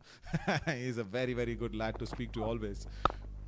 So yeah, I mean, why not have that history in the making? And we never know what happened, what's going to happen in the course of the game, and nobody even probably voted for them in the finals with the way Kalyani Bengaluru Blasters were going in the league. Quite correct. And I'm sure SN Amit and Rakshita Krishna probably putting their thinking caps on. They're very astute coaches who come up with something different. A leading edge will go over that fielder at square leg. But on the other hand, I would really want to talk about Hubballi Tigers and their little bad luck. You know, every time that they went out on the field in the Rajnagar Stadium at Hubballi, it was raining. And every time their match was affected and they couldn't qualify and they had that injury coming in to Mayank Agarwal. Again, a big blow for them. As if poetic justice in last year's Maharani Trophy at Alur, the Bangalore Blasters had it bad. They were last because to large extent because they couldn't play a game or two. It was rained off. There wasn't enough cover. And this year, how they were right back roaring into this championship, right, challenging everybody. So sometimes poetic justice. But I wonder what justice is Mysore Warriors making out of this. Come on. This is exactly what I'm trying to say. This will affect your NRRR.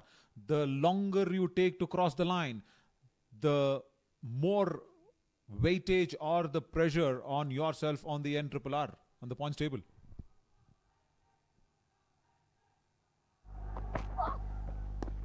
Nainisha, again the second wide of the over.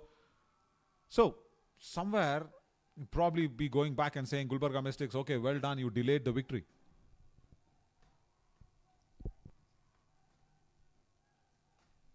Probably delayed the inevitable. Somewhere Rajeshwari picking up those couple of wickets mattered a lot, and now even in the next over, if Rajeshwari can come back in and you never know, peg up another wicket and try and send some nerves in the dugout of the yellow camp. Yeah, I mean, you wonder if they're going to have an ultra-attacking field to try and induce that wicket. Just have the one fielder out. There's right now two fielders out. It is a fairly attacking field. They'll be hoping for something to give the Gulbarga Mystics. You already see the coach trying to advise the next batter coming in. She's already on her feet. So somewhere they're still feeling that Shubha Satish being there and finishing off could have been a best result for them.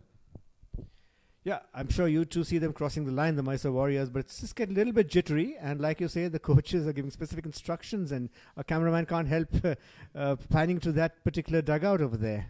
So they've got to finish properly. For me, they should have finished a couple of overs ago. And now she's settling down. Now she thinks, okay, single-digit runs to get. Let me calm my nerves down. There we go. She sits down. Until then, she was on her feet. Tentative get in. Pooja nudges that one away. Should they come back for the second run? It should go on a bit tight. And the throw comes in, run out. Well, bring that batter who was settling down on the chair into the middle. Mysore Warriors, what are they even thinking? And the Mysore Warriors bench is a little bit frustrated. Just looking at each other, putting out their hands. The throw came in from Pujita. And that's the fall of the wicket. As you see, a second run was not entirely perfectly judged. They ran the first one confidently. Pujita come picking up the ball. Pujita G, that is. And that's an easy run out there. But Anisha Patil in the thick of the action again. 127 for 5 after 14.5 overs.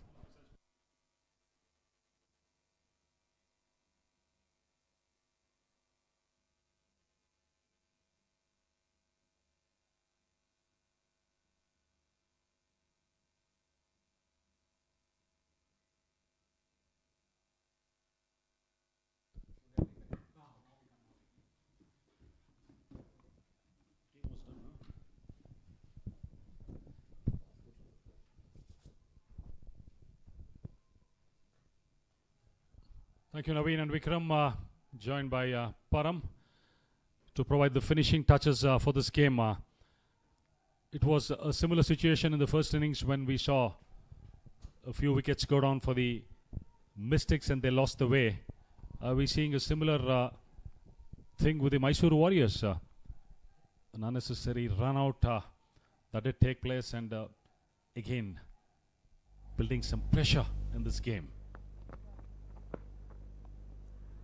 Yeah, there was no need for that run there. Absolutely unnecessary. Single digits required. They could have easily finished the game off, but Pooja still there. Kusuma Gowda now in the middle. Kinjal Patel, she's bowled well. She's kept it tight. 2 for 19 in her 3. But just 8 runs needed now from 30. 8 is looking like 80 as of now.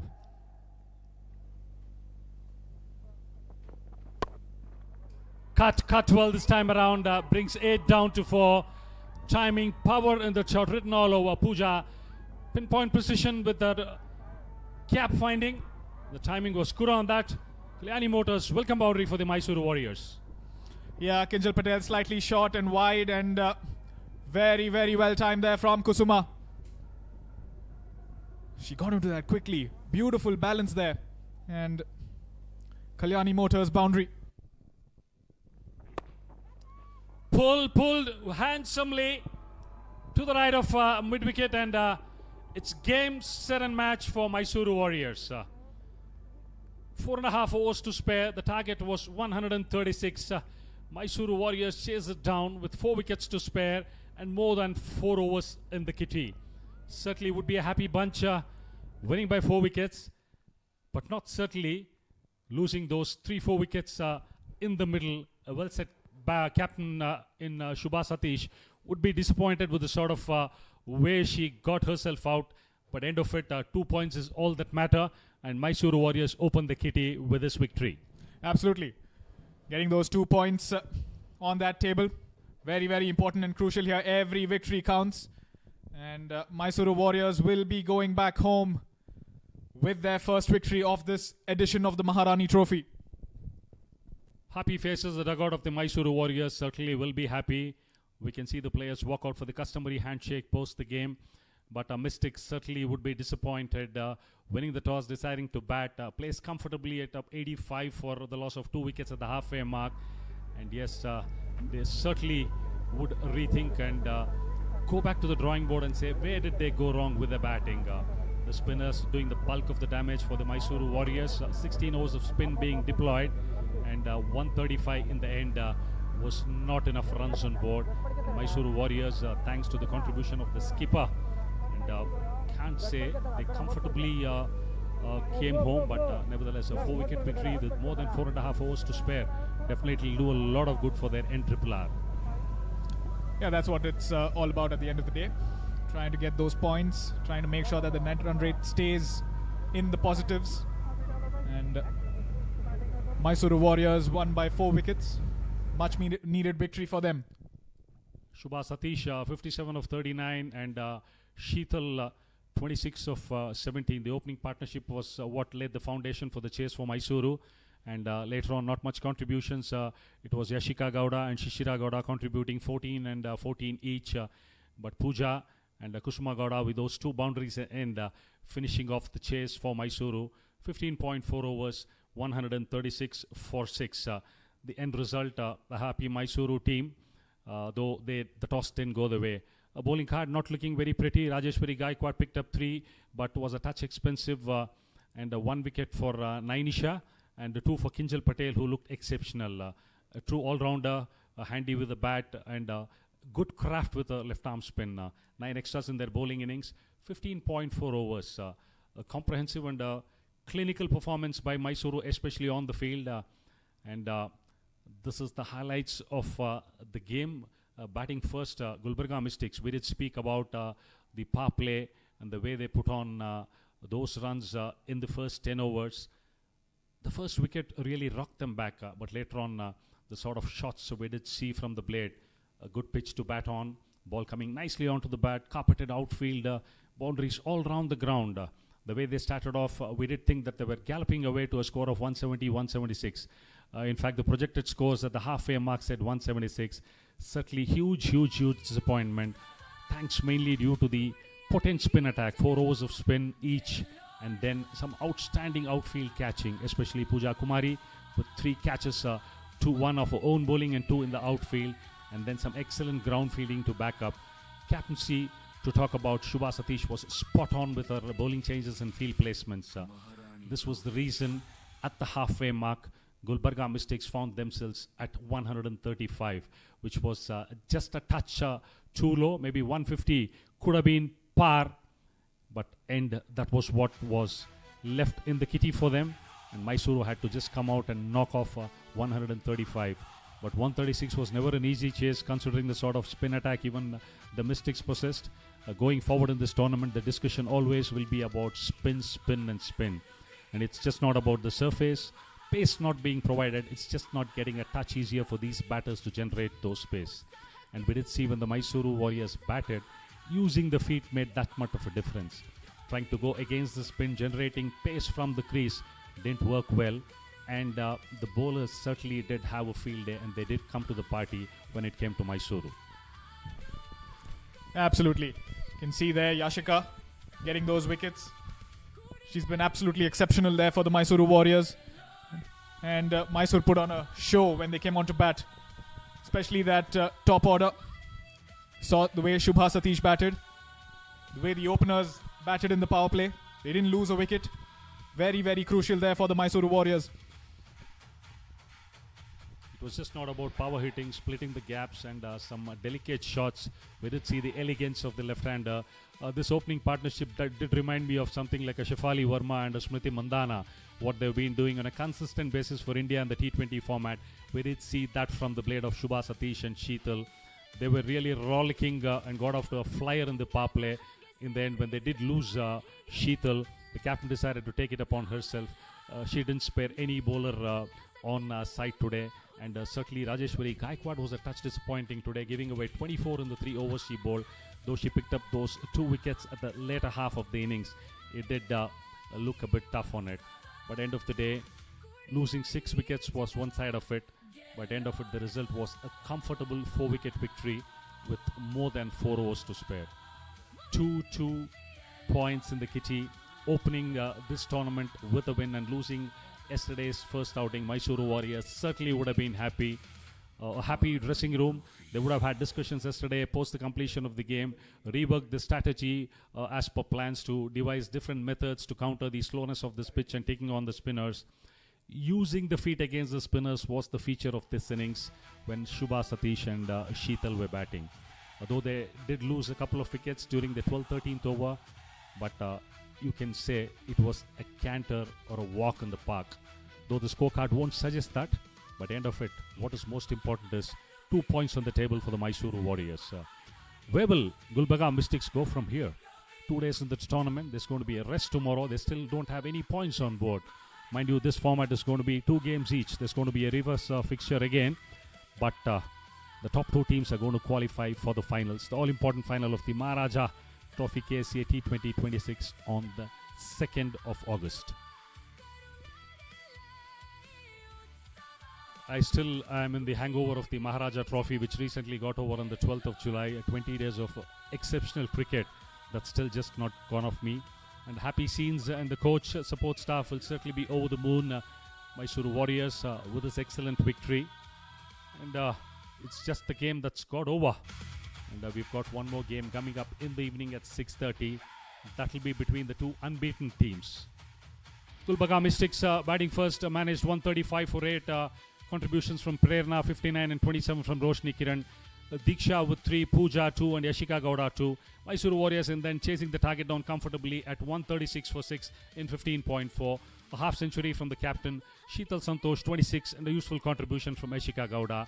End result, Mysore Warriors winning this game comfortably by 4 wickets. Don't go away anywhere from the M. Chinnaswamy Stadium. The Maharani Trophy 2026. The next match is between the 2 unbeaten teams in this tournament. It's the Kalyani Bengaluru Blasters versus the Hubballi Tigers. These visuals will be live from the M. Chinnaswamy Stadium. These games are live streamed on the KSCA official YouTube channel, and the entry to the stadium is free. It's time we support our girls from our own state. Bring in your families and friends from the neighborhood. You can get to witness some fascinating cricket in this iconic Chinnaswamy Stadium. And we are having a ball. The comms and the combox are getting to watch this game at a vantage point. What else do you need? Watching cricket, commenting about the game. We've all lived this day to watch what these cricketers can do. What a great opportunity and platform this has been. The initiative by this dispensation in KSCA under the able leadership of Venkatesh Prasad. They have really pulled it off in a very short span of time, getting in 104 players under the hammer. And the pool of players wherein 72 players were picked, 18 each by the 4 franchisees, which are fighting it out for this coveted Maharani Trophy. It's just a matter of time and a few minutes away. We just await the post-match presentation, which is customary once the game is done. And we also can wait to find out who the player of the game will be. Let's go down in all readiness. It's Naveen Chaudhary with the post-match presentation.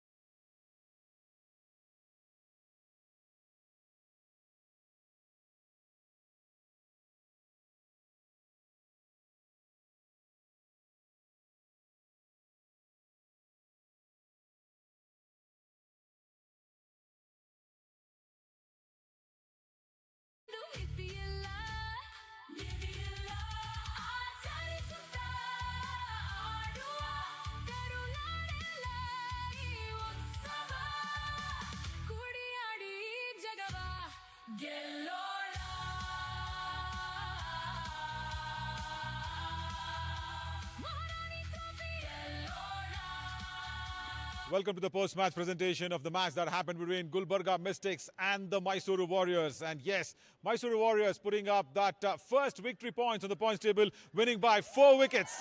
It's a massive victory for them. And before we go ahead and acknowledge the players, it is very, very important for KSCA to go ahead and thank our sponsors and partners. First up, umpire sponsor, Cycle Pure Agarbatti. Official sponsor, Kalyani Motors, and radio partner 92.7 Big FM. And in the presentation party today, we have Mr. Harish BK, senior sales representative from Cycle Pure Agarbatti. Thank you, Mr. Harish, for being here. And also on to our extreme left is Miss Leena, former Karnataka State player. Thank you, ma'am. Thank you for being here. And first up, before even we go ahead and announce the player of the match, it's third match that's been concluded. So now we have the orange cap and the purple cap contest beginning from this post-match presentation. So first up, it is the orange cap that is now being held by Shishira Gowda of the Mysore Warriors. And I request Leena ma'am to go ahead and make her probably wear the orange cap. That'd be really nice. Yeah, that is what we want. Wonderful. Lovely. Shishira Gowda currently having that orange cap in her control. Thank you. Thank you so much, Shishira. Right, time for Cycle Pure Agabatti's most trusted player of the match. And it is the skipper herself, Shubha Satish, to be the player of the match in this match as well. And I request Harish BK to go ahead and present the trophy and the check to Shubha Satish for being the Cycle Pure Agarbatti trusted player of the match. And Shubha, a quick word with me as well. Nice. Shubha, I'm sure you'll be really happy to put that first victory points on the table. How important that is? Yeah, well, it was very important for us to start off. After yesterday's loss, I think today's point was very crucial for us. And you would have really wanted to go ahead and finish it off yourself, isn't it? What was the disappointment when you got out? We saw you took very long time to go back to the dugout. I know that disappointment really existed with you. Yeah, I could have finished off the game. So, well, I was trying to finish off it quite early, but couldn't happen. Hopefully next time I'll finish it off. And also, take us through what were you telling the other batters who were just walking in? Because even after your dismissal, there are a few more wickets that fell down. Well, I was just trying to tell them, there are open gaps, like just try to put it on gaps and just run hard between wickets rather than just going for those glory shots. Yeah, definitely. And also, Rajeshwari picking up a couple of wickets in that 1 over. Probably again having you guys on the mat. A little bit, I won't lie. Yeah, but I had confidence in my players, so yeah. Oh, lovely. Let that confidence keep growing. Thank you, skipper. Thank you so much, and congrats on the Player of the Match award. Thank you so much. Thank you. Lovely. So that is what it is for this post-match presentation. And we do have another match that's coming up. Big one, of course, the Kalyani Bengaluru Blasters and, of course, the Hubballi Tigers. Over back to the comms to set it up for you guys.